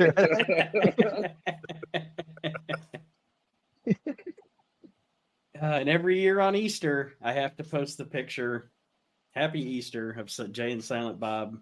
Yep. Taking it to the Easter Bunny. Yep. This is for Banky. Or not Banky, sorry. What's this fucking? I just messed it up. What's Jason Lee's name in it? Yeah, whatever. You Brody. Know Brody. Yeah, this is for Brody. It's both B's. I got messed up. Sorry. But yeah, definitely Giga. And like we were saying about Mel Brooks, you know, you can pick a select few Kevin Smith movies if you want to, but you're not going to find anything bad from the guy. And no, I agree. Aaron? I'll take Naked Gun off there because we already kind of talked about that style of humor with Airplane. I had that on my list as well. Well, okay. So we can skip over Naked Gun if you guys want. Because like I said, we already talked about that style of humor. So I will go with my next one of being, and we're not going to talk a lot about this because I think you guys probably don't. Well, I know Nate's seen it, but he knows I'm a huge fan of it because we talked about underrated comedies before. Used Cars. I'm sorry, I'm not trying to. I don't want to interrupt you. I just, real quick, going back to like Naked Gun and stuff. Like me, my first introduction to that was seeing him in WWF, looking for the real Undertaker. Same. On the case. And it's the first time that I had ever seen that type of comedy. I'm like, this is fucking great. Like, what? Like, I have to know where the ladies were at poolside feeling macho, and they showed like them rubbing on Macho Man. He's like, easy, ladies. It's family entertainment. Yeah, it's the next one on my list. We don't have to talk about it very much because I talked about it on a previous show. Is I love Used Cars. I think that's a fantastic fucking movie. Very good movie. And if you guys haven't seen it, it's worth watching. It's fan-fucking-tastic. I have never seen it. You need to watch it, Kyle. Okay. Kurt Russell, and it's fucking great. All right. Price is too fucking high.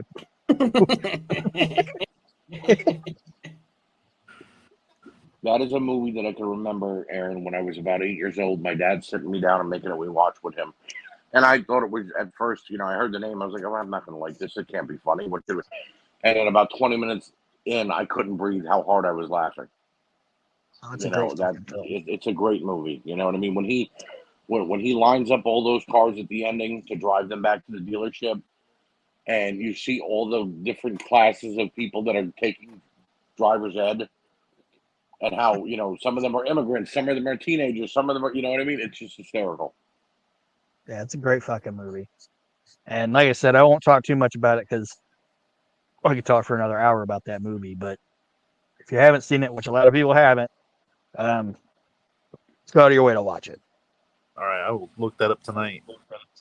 It's a good movie, Kyle. Definitely a good movie. Archie? I can't drive it. It's a blue car. There's yellow primer underneath that car, I promise. Next on my list is, in my opinion, comedy gold, The Money Pit with Tom Hanks and Shelley Long. Okay. That's a great movie. And you know what one of the greatest things about that movie is? Go ahead. There's a lot of great gags and shit in that movie. Yeah. But one of the greatest things about that movie is the bond that Tom Hanks and Shelley Long as the couple have with the contractors. Yes. You know what I mean? Like throughout the movie, like they form this bond over this piece of shit house. Yep. Helping her pick out her tea in the Where morning, giving her birth control. At first they feel at first they're like feel it's like intrusive, but as time goes on, it's just like the contractors are just there, like it's part of the house.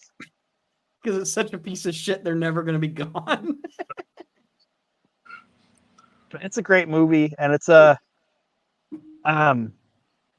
not gonna say underrated because it's not, but it's one of the most impressive Hollywood runs an actor ever had was Tom Hanks at that time. Tom Hanks, that dude just cranked so much shit out, and it wasn't like he's cranking so much shit out like an Adam Sandler, where it's like he's got another shitty movie every month. Like all of them were good. You know what I mean? Well, all of them are good, and then he goes in and becomes the voice of Woody for Toy Story. I mean, right. At that point, I mean, my God, that's just got to be licensed to print money. Yeah, but yeah, like I said, Money Pit.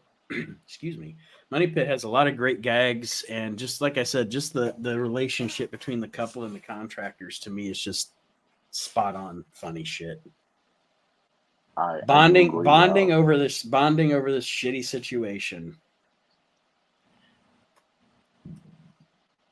I do agree. Anytime I've ever moved into a new home and had to do any kind of renovation and it goes badly, I always think of that movie. And I just sit there, okay, what's going to happen next? Is the raccoon going to jump out of the closet? Am I going to be am I going to be in the carpet hanging from the... Right.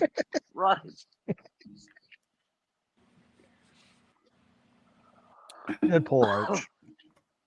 Thank you, sir. Kyle, you're up. All right, I'm gonna probably. Yeah, I'm just gonna go ahead and pull it off the table. Tropic Thunder. I've never seen Tropic Thunder. Are you shitting me? Nope. Oh my! If it's one of those movies that it flew underneath the radar, but it definitely now go back and watch it. I promise you. It was a cult classic that everybody found out about eventually. Here's what I think happened with me with Tropic Thunder is, and this is old man cloud thing, but I stopped being entertained by modern comedy. I think the last comedy movie that I watched comedy film peaked for me was 40-Year-Old Virgin. And after that, it's just like every once in a while I'll see something, but I don't go out of my way to see it anymore because I get so let down by comedy movies anymore because I just don't think they're as funny as they used to be. And again, that might just be an old man yelling at the cloud thing. Tropic Thunder was the last one that they were. It was the last, and I'm not saying like I'm. It's a movie that I'd watch over and over and over again. And like I said, I'm not knocking you, Kyle, on it because, like I said, everybody likes what they like, you know. But it was the last movie that was able to get away with it, if that makes sense. They were able to get away with it, but they did it smart. I know, and it was like they were, like I said, it was the last movie where, because now comedy movies, everybody's afraid, like they don't want to alienate people or whatever, so it's just like whatever. But it was the last, like, Robert Downey's in blackface, and well, not blackface, but he's playing a black guy, and you never go full retard, you know, that type, like you would never be able to do that.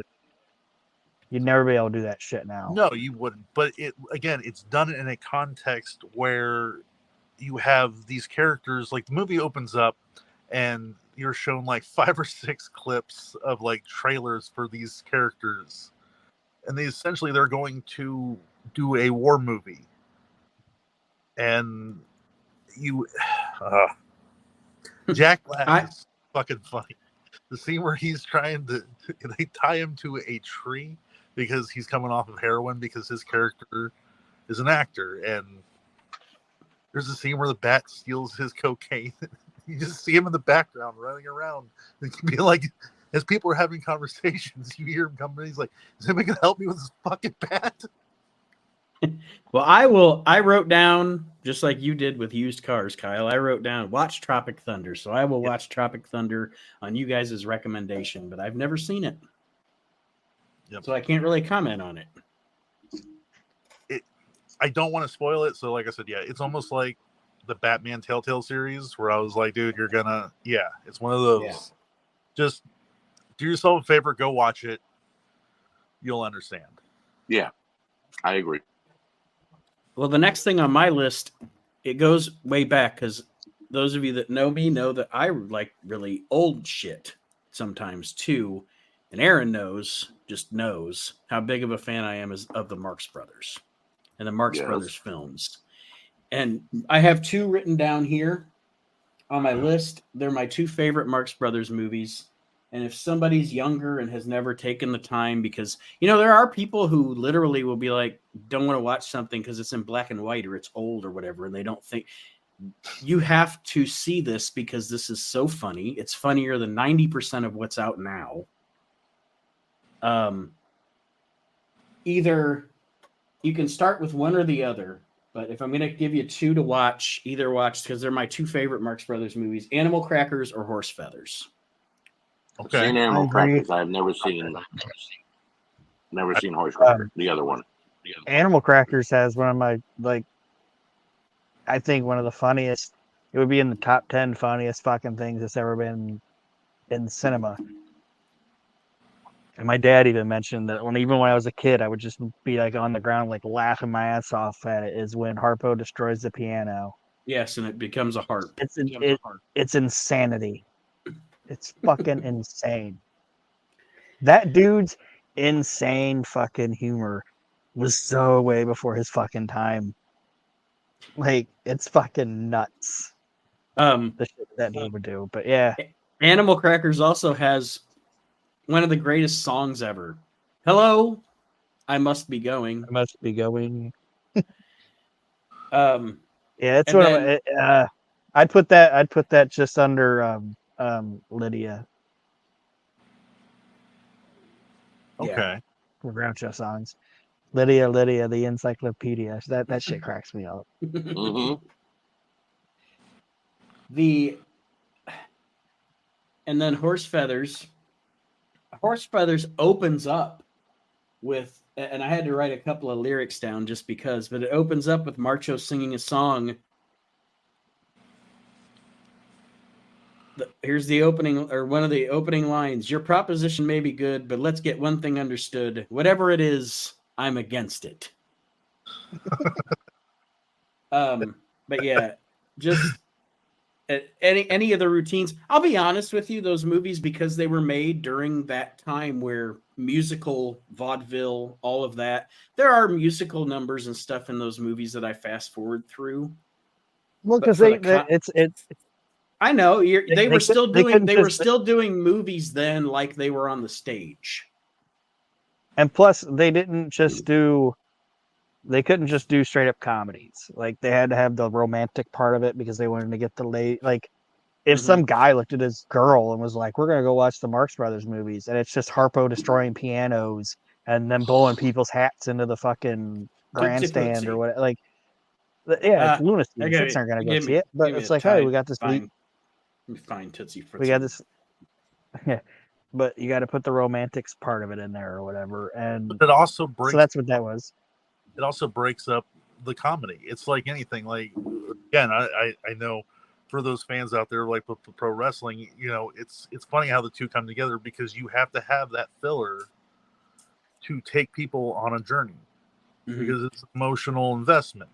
And how can you bring someone to the highest of high if you don't take them down low? And I think that's when comedy is done best. When it happens, when it happens naturally, you don't try to force it. Because there's a lot of movies, and I tell people, to me, a movie like Sausage Party is not funny. It's just to be controversial, and it's like that's not what it's about. It's not offensive to be offensive. Well, that's why, and not to get off on a tangent, and we'll get to Archie's next pick real quick, but that's why I'm not a fan of Rob Zombie flicks, because to me, Rob Zombie goes gross to be gross. Yeah, it's gross to be gross. Right. You know, I agree with that. And it's just that's what happened. It's what happened with those Hostel movies. Like the first Hostels, it's gross, but it's kind of a story. But like when they kept making them, it's like, oh, how can we outgross that one? You know, or like with Saw. It's like, well, Saw was okay, but now we got to make it grosser. You know what I mean? And it's like, yeah. Rated horror movies, I think, is Friday the 13th, the original. It's a very good horror movie. And like I said, it's not over the Halloween genre for me. Rob Zombie. Fair enough. Yeah. But yeah, he's no better at movies than he is at music. But I don't mind his music. I don't like Rob Zombie's music. Yeah, I'm just not a fan of Rob Zombie in general, I guess. Fair enough. I like his music. Well, who's next? Archie. It's me. Strictly because I know Aaron mentioned Adam Sandler and not so flattering light and whatnot, but going back to his early days, I have to give my nod to Happy Gilmore. Yeah. You know, Adam Sandler, post Big Daddy was terrible. Right. Everything he's done post Big Daddy is just trash. But no, Happy Gilmore is a great fucking movie. I always say this about him, Aaron. When he was playing the broke guy, he was funny as hell. Now that he's the rich entrepreneur married to Selma Hayek, like he was in, you know, Grown Ups and things, it's not as funny. You know what I mean? Yeah. So, my last like, I guess I'd say, for Adam Sandler's 50 First Dates. I think that's a good flick. And but that's also because I am a fan of Drew Barrymore and I like their chemistry together. Have you ever Funny People with him and Seth Rogen? It's actually good, but it's very sad too. When you I think to be honest with you, I don't think I have. I think I gave up on him by that point. That scene when Adam Sandler I gave up on him. Popsicle and Seth Rogen's like, "Don't you do it." I gave up on him when he decided that he was like, I'm gonna be an actor. No, but as like, far before as he was just like, goes, I'm a comedian and I'm doing movies. Right. And he's like, I'm an actor who used to be a comedian. But it's like, but Happy Gilmore's really, really good. Yeah, I mean, again, it's a quotable movie. I eat pieces of shit like you for breakfast. You eat pieces of shit for breakfast? You know. Go back to your shanties. I got moved by a big fat That's my favorite. That's my favorite line of the whole fucking movie. Go back to your shanties. Favorite line of the whole fucking movie because he's just had enough. Like, hanging it off of Bigfoot's foot. Yeah, that's by far my favorite Adam Sandler movie. So, Kyle, you're up. Well, I'm gonna go right into kind of the same genre, Tommy Boy. That's on my list. On my list as well. That is of that kind of humor. Like if you were to pick SNL in the 90s and put it into, it's like Billy Madison, it's Tommy Boy, it's Happy Gilmore, it's all these movies and they're done so well. Tommy Boy is, and this is going to sound sacrilegious, and it's not that I do not love Planes, Trains, and Automobiles, but of that type of film, buddy comedy, road trip. Yes, Tommy Boy's my favorite. Tommy Boy, and I love Planes, Trains, and Automobiles. I absolutely love it. But Tommy Boy, to me, I think it's just because I have a soft spot, because I think we all do, because we were around the same time. Your favorite, let's be honest, your favorite SNL cast is always the one from when you were like the age of 13 to 17. Yep. No matter who you talk to, no matter, there's going to be kids right now that are 13 to 17 that say whoever that is on that show right now is their favorite.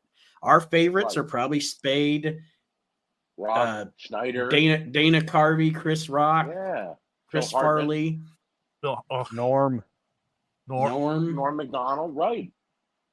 But yeah, Tommy Boy, so many. I mean, it just that movie even just Tim hits. Meadows, who was a Saturday Night Lifer for the longest time, was good during his time with that cast. Mm-hmm. You know. But yeah, in fact, like do I have a mark? Do I have a bruise? I mean, it hurts. Like not so much here, not really here, right here. But can we give a quick shout out, and I'll let you go, Kyle. But can we give a quick shout out to Helen? God, you're sick. Helen, you look like a Helen. Anyway, when he's doing when he's playing out the car crash or whatever, and he comes up and his hair is all fucking crazy and he set shit on fire or whatever. Oh like, my God.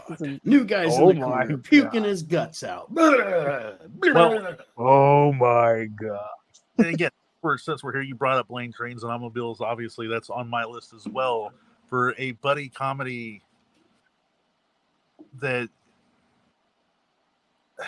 I mean, and again, I'm not trying to take people's names, but we are getting close to the thing. But like even like Dumb and Dumber, those kind of movies, like that buddy cop, not even buddy cop, but like that buddy road trip type of movie, like that.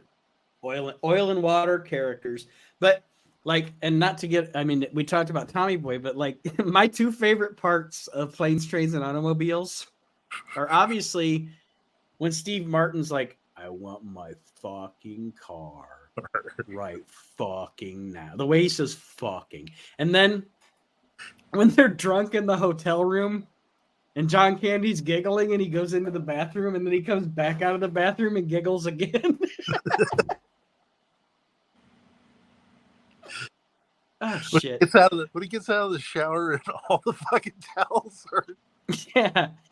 He's gotta dry off with the washcloth. That's not a pillow. Yeah, but I want my fucking car right fucking. It's so funny. But yeah, Tommy Boy, instant classic. So good. Is that for me, Dad? No, son. That's for me. That's for me. Everybody, Rob Lowe. Don't forget about fucking Rob Lowe in that movie. He's fucking hilarious in that movie. Not good. I love the scene when his fucking shirt gets sucked up that tube. Yeah. That was wonderful. I love when that sign breaks and cuts that dog's chain. He's just like, not good. My favorite scene is when he's in the courtroom and he's like, He's like all these road flares or whatever. It cuts to that guy that he sold the brake pads to, and he's like, hey, there's a crazy man on here trying to blow up something. He's like, yeah, weren't we watching Wheel of Fortune? He's like, weren't we watching Wheel of Fortune? Or when they find out David Spade's Horrors character came has in. the toupee. Yeah. Yeah. Don't Yes, say then anything. the horrors came in. Or, hey, Richard, what's your favorite Little Rascal? Is it alfalfa? Is it alfalfa or Spanky? Spanky? You sinner.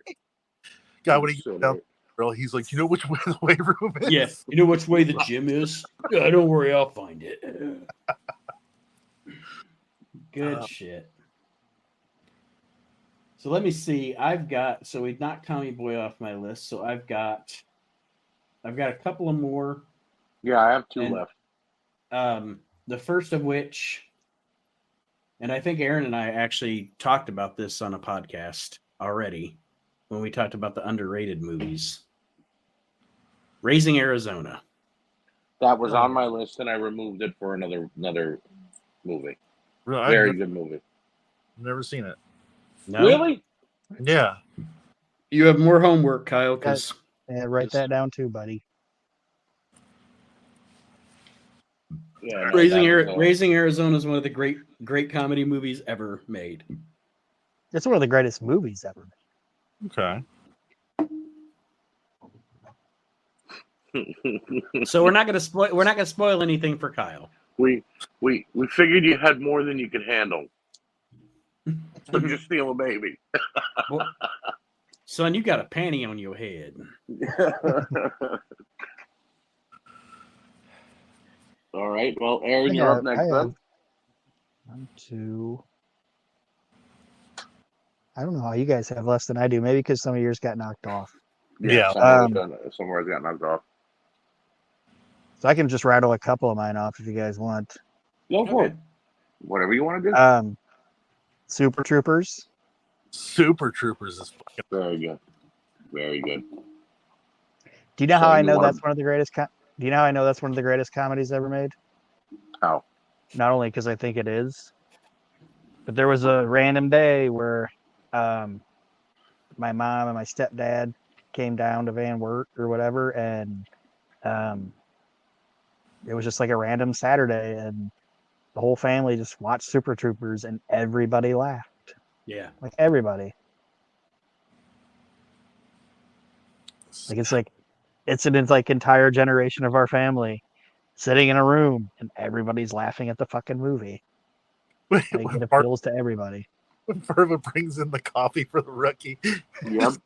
Oh, God damn it, I'll just take it. I got you good, you fucker. Where'd you get it's powdered sugar. Canadian tuxedo from?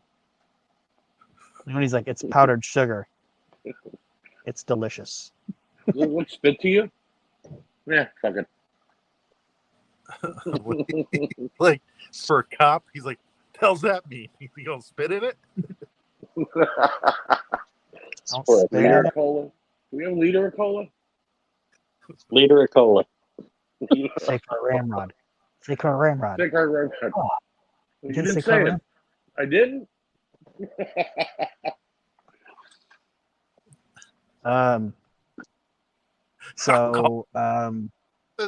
Meow. Meow. He's like $25. I'll call him a chicken fucker. He goes up to the car. He's like, license, registration, chicken fucker. It's like, what?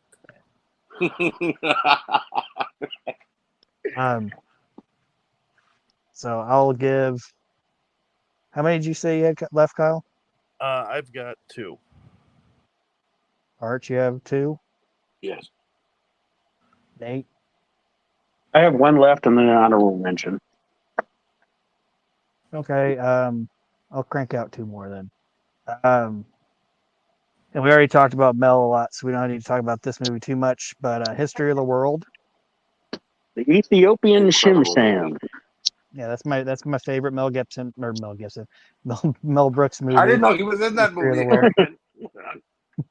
Well, but yeah, that's my favorite one. I'm gonna go ahead and knock mine off real fast, just because it's Mel Brooks as well. But for me, that movie that got me into Mel Brooks was Spaceballs. Another good choice. Imagine 11-year-old me. It's like you see Star Wars, and then it's like I'm just renting anything with fucking space in it, and I come across a movie that I'm just like, what? And that's where it's Star Wars, but funny. When will then be now? Soon. We ain't found shit. We ain't found shit. Yeah.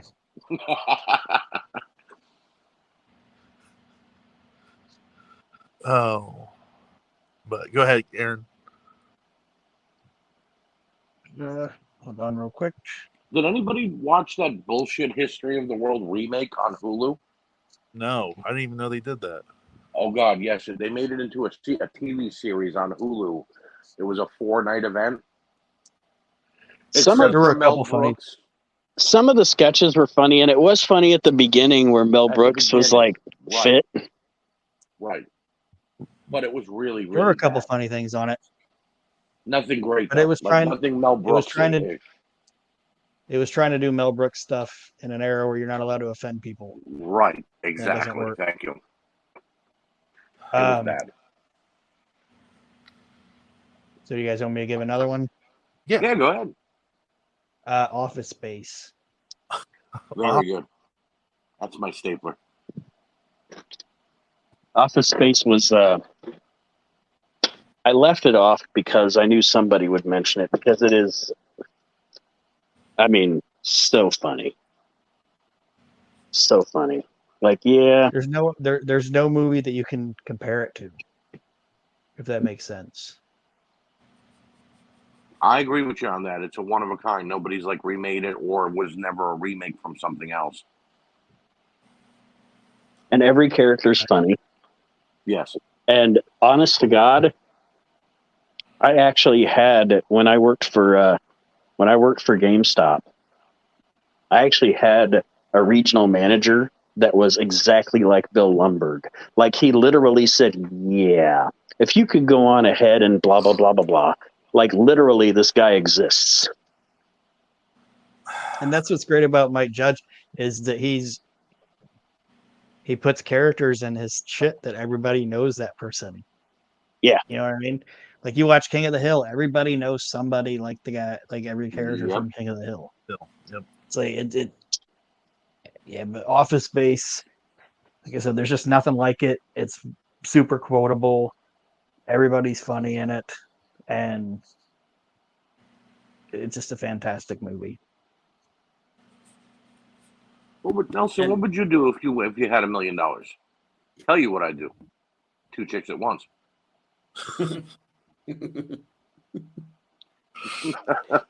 And the subplot of why am I forgetting his name? Stapler guy. Oh, God, I can't remember his name. Well, just the subplot of the fact that he's still there, but he hasn't been on payroll forever. Like Milton, yes, Milton. Milton, yes. Played by the great Stephen Root.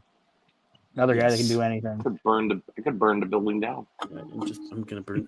I'll burn the building down. Burn the building down. But nobody listens to him. Does it. And then he actually does it. It's like, how matter if I say I'll burn this place to the ground.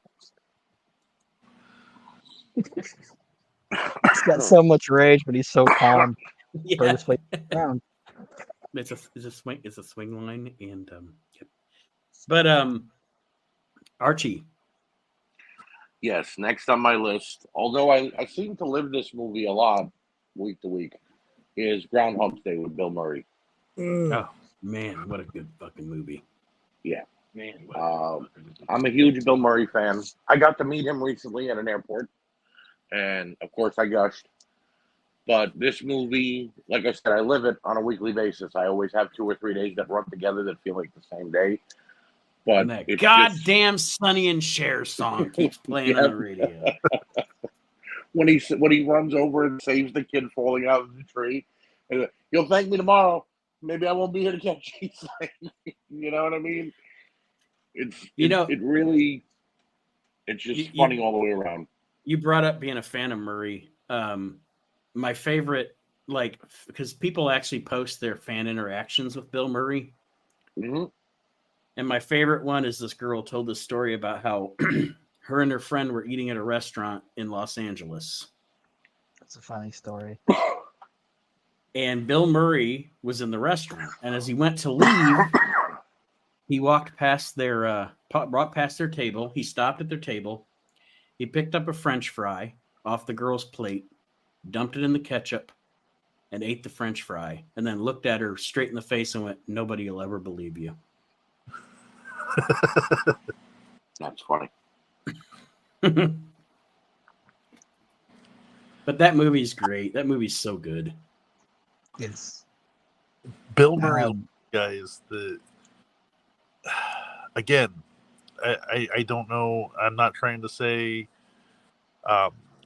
no spoilers for Ghostbusters, the new one. But if you've seen it, that look,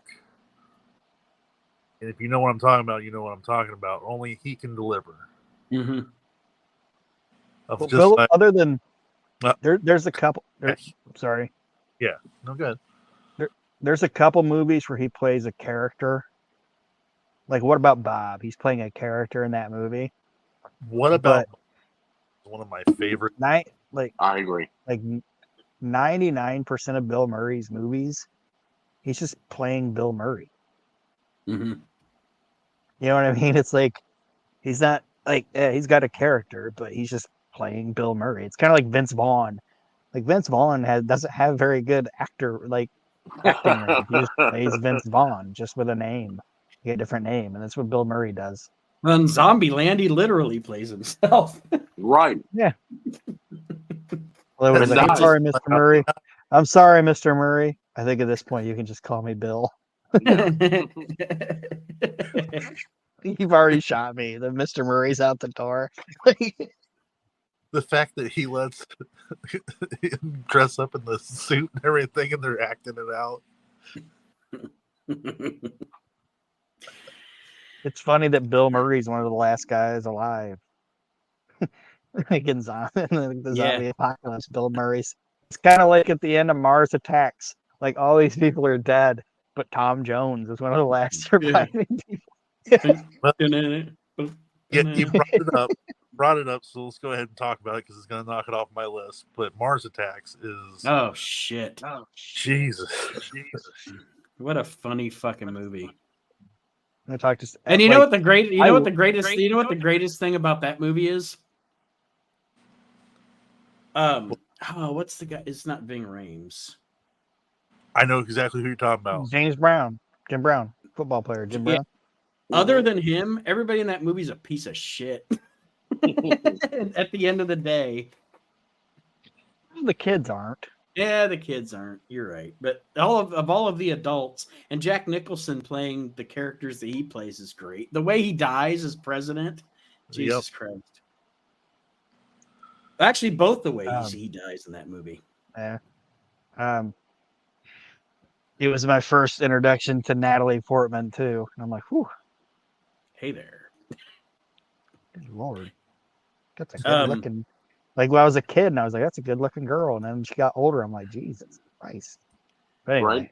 Okay, so I'll do the last movie on my list proper, and then I'll throw in my honorable mention that I don't think anybody would mention, but maybe. All right, I only have 2 on my regular list, so we're good. We're good with time. I've got the one. The last one on my list proper is Monty Python's Life of Brian. Well, now I only have 1 on my list. That's my favorite Monty Python movie. I am not a religious man. I think religion is hokum. And Life of Brian is it's not only a funny movie, but it's also a great commentary on how people just get caught up in, like just the way people are following Brian around. And like he loses his shoes or whatever, and they're like, he's ascended. He's ascended. Oh, no, there he is. There he is. Or they do shit that you don't think about. Like if this was real. You haven't got a womb. Like when Jesus is giving the Sermon on the Mount or whatever, and there's people all the way in the back. They're like, "What's he saying? I can't hear Can't a hear you word in that the he's back. saying." Yeah, can you speak up? Can't hear you in the back. Apparently, the meek will inherit the earth. Well, that's good. They've had a rough go of it. That's This is my favorite line in the whole fucking movie.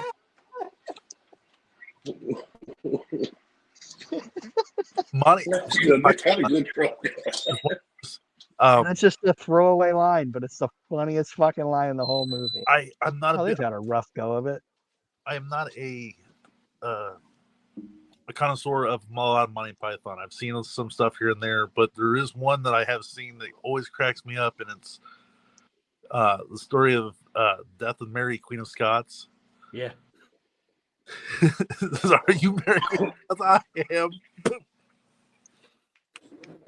One of my favorite Monty Pythons. Oh, sorry, Nate.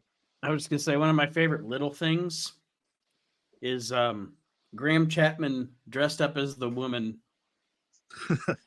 and he goes, "I mean, I'm sick of all this sex on the telly.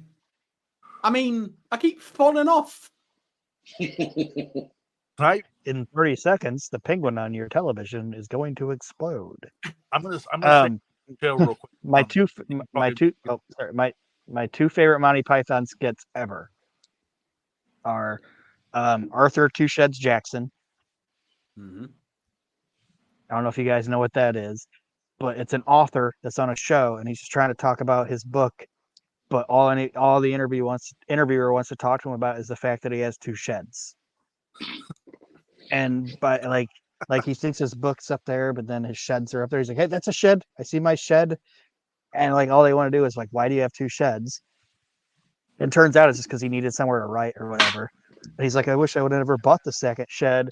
And then the guy interviewing goes, "Well, then you'd just be Arthur One Shed Jackson." Fucking love that. You guys and then my second favorite. Oh, sorry. My second favorite one. My second favorite one is the funniest joke ever written. That when you read it, you die laughing. And they used it in World War II. So like the British soldiers, like the Germans will be coming and they'll hold up the sign, and then the Germans read it and they're like, "Ha, ah," and they just like keel over laughing. And you're like, the soldiers aren't allowed to look at the joke. And they said there was friendly fire because somebody, like one of the soldiers, accidentally read it and died laughing. It's fucking great. There was a show like because I was introduced to SNL through Comedy Central. And there's a show on usually after called Kids in the Hall. You guys ever seen Kids in the Hall? Oh, Kids in the Hall, fantastic. Big Kids in the Hall fan. One of my favorite things, like they come on there like, "Ladies and gentlemen, in an effort to deal with time restraints, we're going to just go ahead and cut to the punchline of the joke." It's just a man in a scuba suit slapping another man with a salmon.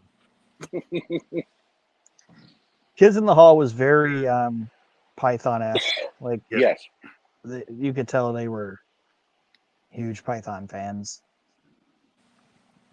Like just off the wall weird shit. Yep. Same way, it's like I'd attribute to kind of like Second City. Yep. Right.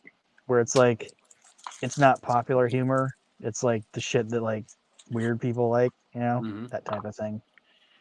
So can I really quick, and then I'll finish up. Can I really quick do my one honorable mention? Yes. Whether you think it's a comedy or not, when I was a kid, I didn't think it was a comedy. But now I know it's a comedy, and that's what I watch it as. And the ensuing television series is also a comedy now, and it wasn't to me as a kid. But my honorable mention is the 1960s Batman film. Oh my god! Oh yeah. Some days you just can't get rid of a bomb. The entire 1960s Batman run is a comedy. It's the campiest, greatest fucking shit ever. It's so good. And that movie is, as a kid, I thought I'm watching Batman. As an adult, as I grew up and discovered humor and discovered what camp is and all of that, man, I can watch that movie and laugh my ass off. shark Have repellent bat spray. They just happen to have shark repellent. Robin passed down the bat repellent shark spray. The heels they have a cooler that they want you to look into, and it says top secret cooler. Yes. Or whatever. That movie is so fucking funny. So funny. And like nobody who has an alter ego, you can obviously tell that it's that. Other than Batman, you can obviously tell, like the Russian girl and Robin, like everybody just it's so funny. It is such a funny movie. And Batman's not in shape. At all is he in shape? And that scene where he's trying to get rid of the bomb, and everywhere he goes, there's like there's like a parade. A baby. There's a children. Parade. There's ducks. There was ducks, right? They basically brought you a live action cartoon, right? But yeah, I The couldn't best go. guy to play it too. I couldn't go talking about comedy without talking about that movie. Yep. Best guy to play it too. Yeah. I don't even know what else Adam West did. Yeah, me Like, neither. He did. I'm Family sure Guy. he had like a huge career. I'm sure He he had a did huge some- career, but I don't know what else he did. He did some serious acting before Batman, but after that, he pretty much got, he played Batman on some animated series, and obviously he played Mayor Adam West on Family Guy. I was gonna say that's one of my favorite stories of a celebrity ever.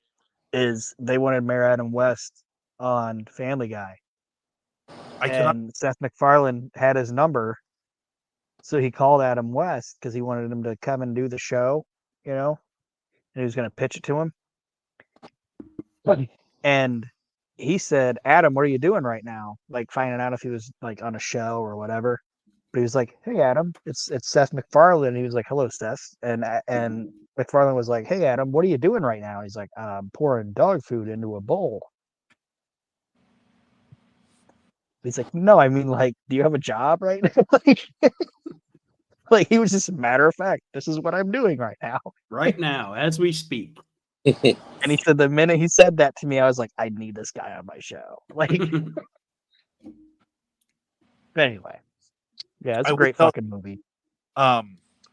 If you've loved that, there is so back in 2016 around there they did a bunch of animated versions of Batman 66, continuing that story, like and they brought back Adam West and the guy who played Robin, Burt Ward or whatever, to do the voices and stuff, and they're really, really good. They kind of do. So if you're a fan of that, it's definitely something to check out. Yeah, if you have Max, you can watch it on Max. I can't remember what it's actually called, but yes, you can find it. And then, like I said, all right. So does anybody have any more? I have one left that I'll bring in. Again, it's like bringing a franchise, but Vacation, National Lampoon's Vacation. Excellent. Yeah, see, Kyle, you said that was like a franchise. I'd lump that all in as like the same movie. Fair enough. You know what I'm saying? Like, yep. And like I'm giving you credit on. I'm not saying like whatever, but there's a lot of like comedy franchises where it tapers off and it's not funny after a while or whatever. Every one of those is funny. Oh no, they're all hysterical. Moose Outside should have told you. And that's the thing. People say that from what they say, like Chevy Chase is a prick and he's an asshole, but like, is it that, or is that he's not going to accept anything less than what is fun? Yeah, super funny guy. Later, dudes. Those movies, that just the Griswold family, and especially Clark, just like, what do I say? We talk about sometimes, like, you watch movies or you watch sitcoms or whatever, and there'll be a character that's surrounded by idiots. Clark Griswold is a character where other than his immediate family, his wife and his 2 kids, is surrounded by idiots, Yep. but he's also an idiot. Yep. It's that, again, I mean, Aaron brought up earlier, but all the things.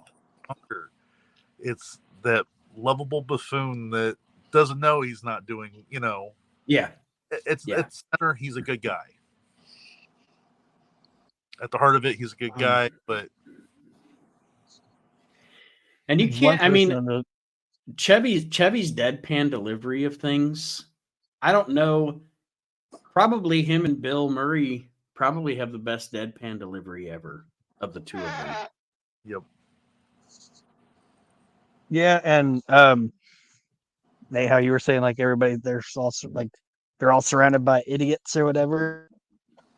The other one that's not an idiot, and I'm sorry that I'm blanking on her name right now. Beverly D'Angelo? Well, yeah, her real name. That's the what I'm actress. saying, character's name. Yeah, like her character's Ellen name is. Griswold.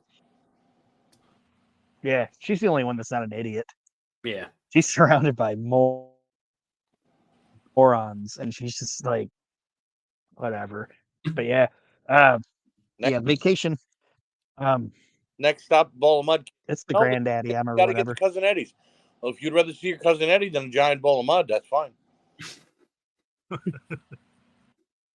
when he's about to jump into the pool, and he's like, "This is crazy. This is crazy. This is crazy." You know the scene that's where no. the scene where he gets pulled over by the cop, Mm-hmm. and they're pulling him over because he drugged the dog or whatever. Yeah.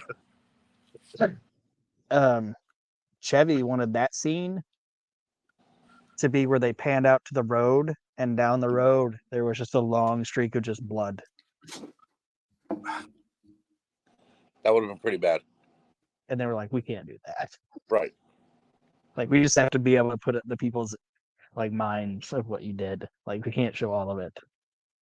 Russ, take the dog for a walk. He bites Dad. Bite him back. Bite him back. When he's sitting there eating the sandwich, he's like, "I think the dog pissed on the cooler." Yep. He's acting all cool with his sandwich for Christy Brinkley. And in Vegas Vacation, Eddie's daughter's talking to Clark's daughter and is like, "I've French kissed," and she's like, "So what? Everybody has. My daddy says I'm the best." My daddy says I'm. Yep. As a child watching this movie, I didn't understand what that meant. As I got older, I went, "Oh." But it's also funny when she's when she's walking up and everybody's kind of looking at her because she's like hot or whatever, and then she's just like, "Damn, it's hot out here." Don't think impure thoughts about your cousin, Russ. People sleep on Vegas Vacation. But that's a funny ass movie. No, the whole every one of them. I watch Christmas Vacation when it's not Christmas.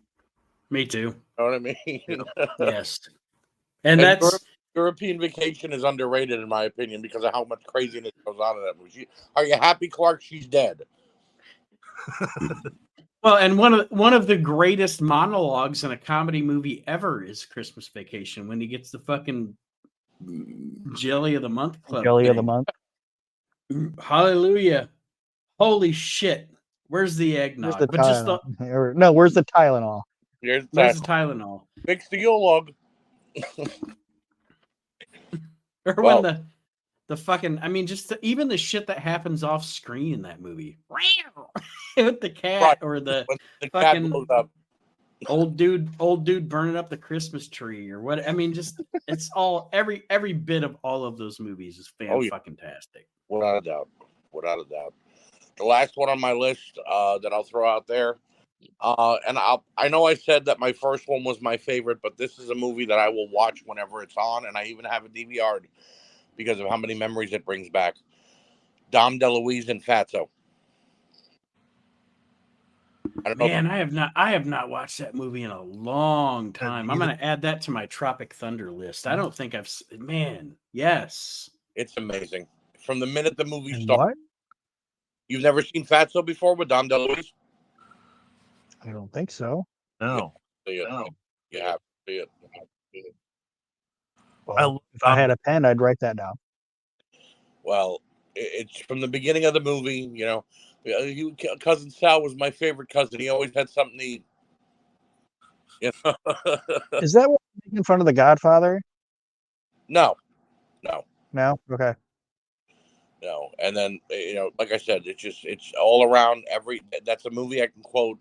You don't know how to run your plate, Junior.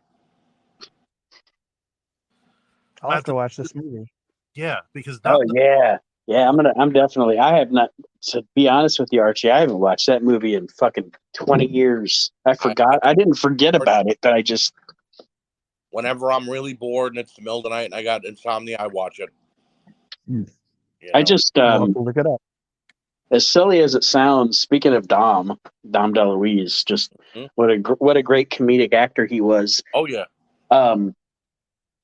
Today I got on this kick of I wanted to watch like dark animated films from when I was a kid that I liked because, when you were a kid, there were so many Disney movies and stuff that all your friends liked and shit. But I liked the stuff like Watership Down and The Last Unicorn that were like dark animated movies. And one of the ones that I really liked when I was a kid was Secret of NIMH. Okay. And Dom DeLuise plays the crow in The Secret of NIMH. And for a cartoon, his vocal acting was even funny. Right. I grew up on Hale and 5-0 Goes West and All Dogs Go to That's Heaven. what I was going to ask. That's what I was going to bring up is the 5-0 Goes West is kind of comedic. But is that first Feifel? Would you consider that like a dark cartoon comedy movie? Yes, absolutely. Definitely. All right. No, I like that one. I don't think there's a Dom DeLuise movie that I don't like. I mean, Cannonball Run, every Mel Brooks movie he was in, Robin Hood Men in Tights. You know what I mean? Yep. So there's not a bad Dom DeLuise movie in my opinion. No, I don't think they make cartoons anymore where like by the end of it, the characters like one of the characters is just murdered. No. They want all dogs go to heaven. The dog is murdered. I mean, that's the punchline. I'm like a mob guy. You know what I mean? Like it's like Jesus Christ, what the fuck is going on? Watch Hunchback of Notre Dame. Basically, the priest can't handle the fact that he has sexual feelings for this gypsy that he throws himself off a cliff into the pits of hell.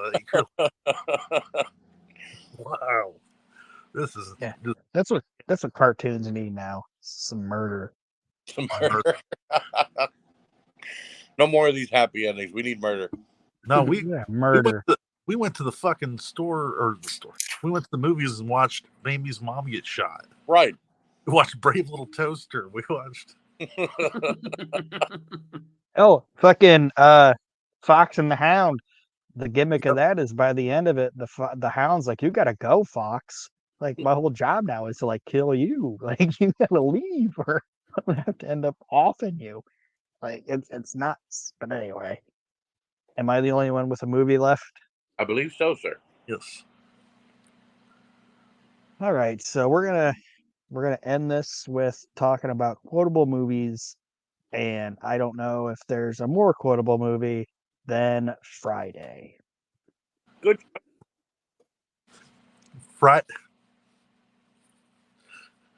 I'm honestly surprised that this didn't get brought up. Oh, Friday's on my list. It's not on my proper list because I thought somebody would bring it up. Friday, I mean, is that you're just, I don't know. He thought she would look like Janet Jackson. She showed up looking like Freddie Jackson. She got out of the car looking like Freddie Jackson. Yeah, she got out of the car looking like Freddie Jackson. Just the scene with Chris Tucker and the chickens, or he's gonna cry in the car on the way home. Cry in the car.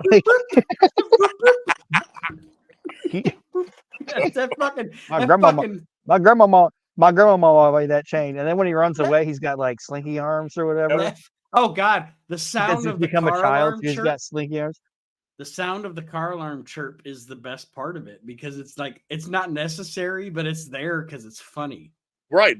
I think it's Tucker just, and he's not being like crazy smoky at that point. He's just like, he's gonna cry in the car on the way home. Well, When the old man's like, just, no, you got a problem with me, old man? no. My neck, my back, my neck and my back. Like, how many people have not said that when they fell? Like, when they weren't actually, like, anybody our age, when you're not actually hurt and you fall down, you're just like, my neck, my back, my neck and my back. I mean, my favorite, I don't even want to say favorite, but the one I use the most. No, the one I use the most is actually in my house. Okay. I go to make dinner and I'm like, man, we ain't never got a set of nothing in this house. Peanut butter, no jelly, ham, no burger. Kool-Aid, no sugar. Yes. Man, we ain't never got a set of nothing in this house. I use that all the time. You want me to go to my house and get some sugar? Yes. How come every time I'm in the kitchen, you in the kitchen? That's my house. But like, I love when he's like, how are you gonna get fired on your job? They say you did. Stealing boxes. Why are you stealing boxes, man? What are you gonna build? A motherfucking clubhouse? Aaron, he never said I didn't do it. He knew they caught him. He knew he was in trouble. What are you doing, motherfucker? Building a clubhouse? 20, 40, 60, 80, 100, 80. Nigga, that's $100. Big perm. What's up, big perm? Big worm. Big worm. Literally, like, that movie. Everything. That movie held such a high regard during that time in my life that at that time in my life I worked at some people might be too young to know this name, but I worked at a store called Musicland.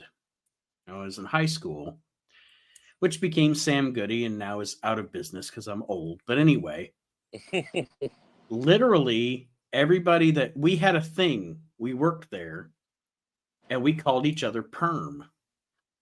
And to this day, when I have, because I still have contact with a couple of the girls and one of the guys that I worked with there, when I message them or they message me, hey, Perm, what's up?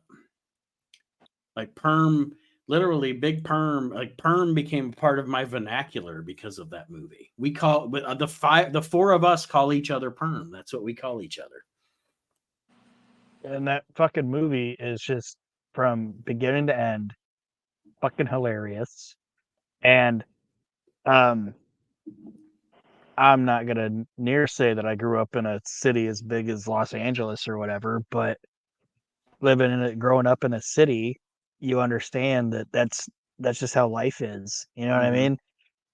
Like, you go house to house with people. You don't call really anybody by their own name. No. Like their real name. The only person I think they even have like a name for is Craig. You know, like everybody else is like Smokey or Debo or this person or that person. Like, everybody's got a fucking nickname, and it's just a fucking well-written movie. And it's, I almost said the like, I don't know, like, I think it might be the funniest movie on my list, I think. Now I'm looking at my list, I'm like, that might be the fucking funniest movie on my list. It's a great fucking movie. Wrote that after he left the NWA. It took him that many years to get that script together, and he did a fantastic job because it's still one of the funniest movies I've ever watched. And when I do watch it, Miss Jackson.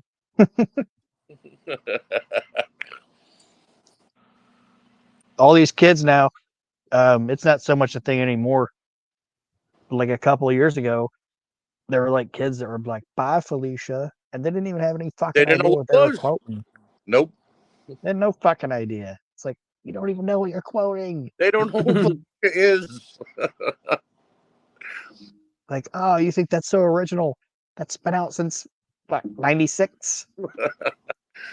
Let me borrow your radio. Police For has been what? around since I want 96. to make a mixtape. I don't know. I'm just gonna be standing there with my Jinko jeans, being like, "Is it cool again?" Yeah, Friday brings Friday brings me back to the last great era in my mind of I think what Archie said, recording the music off the TV with your boombox and Right. There wasn't internet. There was internet, but you know what I mean? There wasn't good internet. But just the last great era of you leave your house and nobody knows where the fuck you're at once you walk out of your house. You know what I mean? You're just out of the house now. And it's just top to bottom. It's a great fucking movie. And everybody does great in it. And I also think it's a movie that I know it's a black culture movie, but it's a movie that I think anybody can relate to that doesn't have a lot of money and everybody. all that shit. You know what I mean? Yeah. You can relate to it because the story is there, where it's about hanging with your friends and just dealing with life about one day. It's like Clerks. And everybody's a character. Right. Yeah. Right. And That whole when Smokey's got to take a shit and he can't get in his house. Damn, Smokey. Why does that keep this between me and you? Yeah, no problem. Hey, everybody, Smokey's over here taking a shit. I ain't gonna tell nobody else. And you know what? You know what? To be perfectly honest with you, talking about that movie or anything else he's ever been in, even the shit he did with Jackie Chan and stuff. I don't know if any I don't want to say anybody, but one of the most recognizable comedic deliveries is Chris Tucker. it is. You know what I mean? Like when you Never want to funny.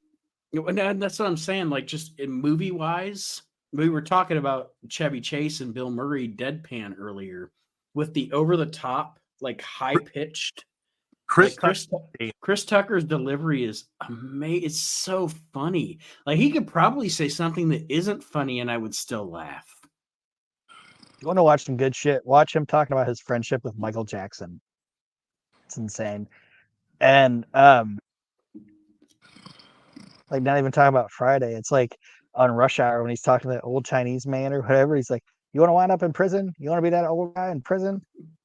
Well, your best friend's gonna be a mouse." And when you hear him say it, you're like, he's right. Like every prison movie, some old dude is in prison forever, and his best friend's just some mouse that he found. Your best friend's gonna be a mouse. Well, I think that's the thing is when you have a movies that can make you reminisce on good times and stuff, it helps. It helps.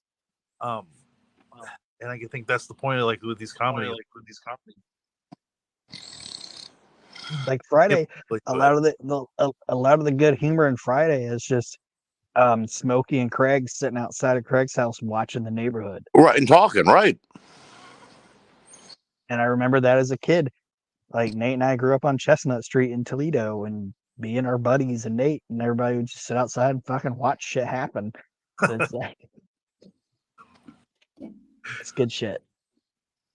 But love that fucking movie. Well, Next I think Friday's that's I think that's a wrap, guys. Sounds good. All right, we got 2.5 hours on longest episode we've done in a while. So I guess I'll say this: make it quick. But does anybody have parting words for our listeners this week?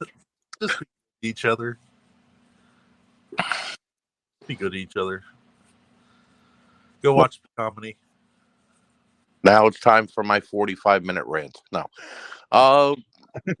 Continue to support WNR, all the great shows and content we have on here, especially Reliving the Extreme. We Can't Wrestle podcast, the Soprano cast, and the Justified podcast as well. Did I say that right? Is it Justified? It's just a cast. Just a cast, okay. But you got it. We're talking it is about the about TV show Justified. Justified. All Real right. quick, Aaron, what was the match that we watched? What was the pay-per-view? If the fans want to look that up, and they know it was British Bulldogs. I don't know if it's out. I don't know if the whole card's on there. I'm gonna look it up. But the name of the show was International Bash '89. And if we go to that YouTube page where that match was posted, and that whole card isn't there, we can say, "Man, y'all ain't never gonna set a nothing on this page." And that being said, we'll see you next week, everybody. Next time around. No Bulldog, no Yeah. Rockers. Y'all got Rock and Roll Express and Bulldogs, but no Stan Hansen. No stands. Y'all got Bulldogs, no Jaggers.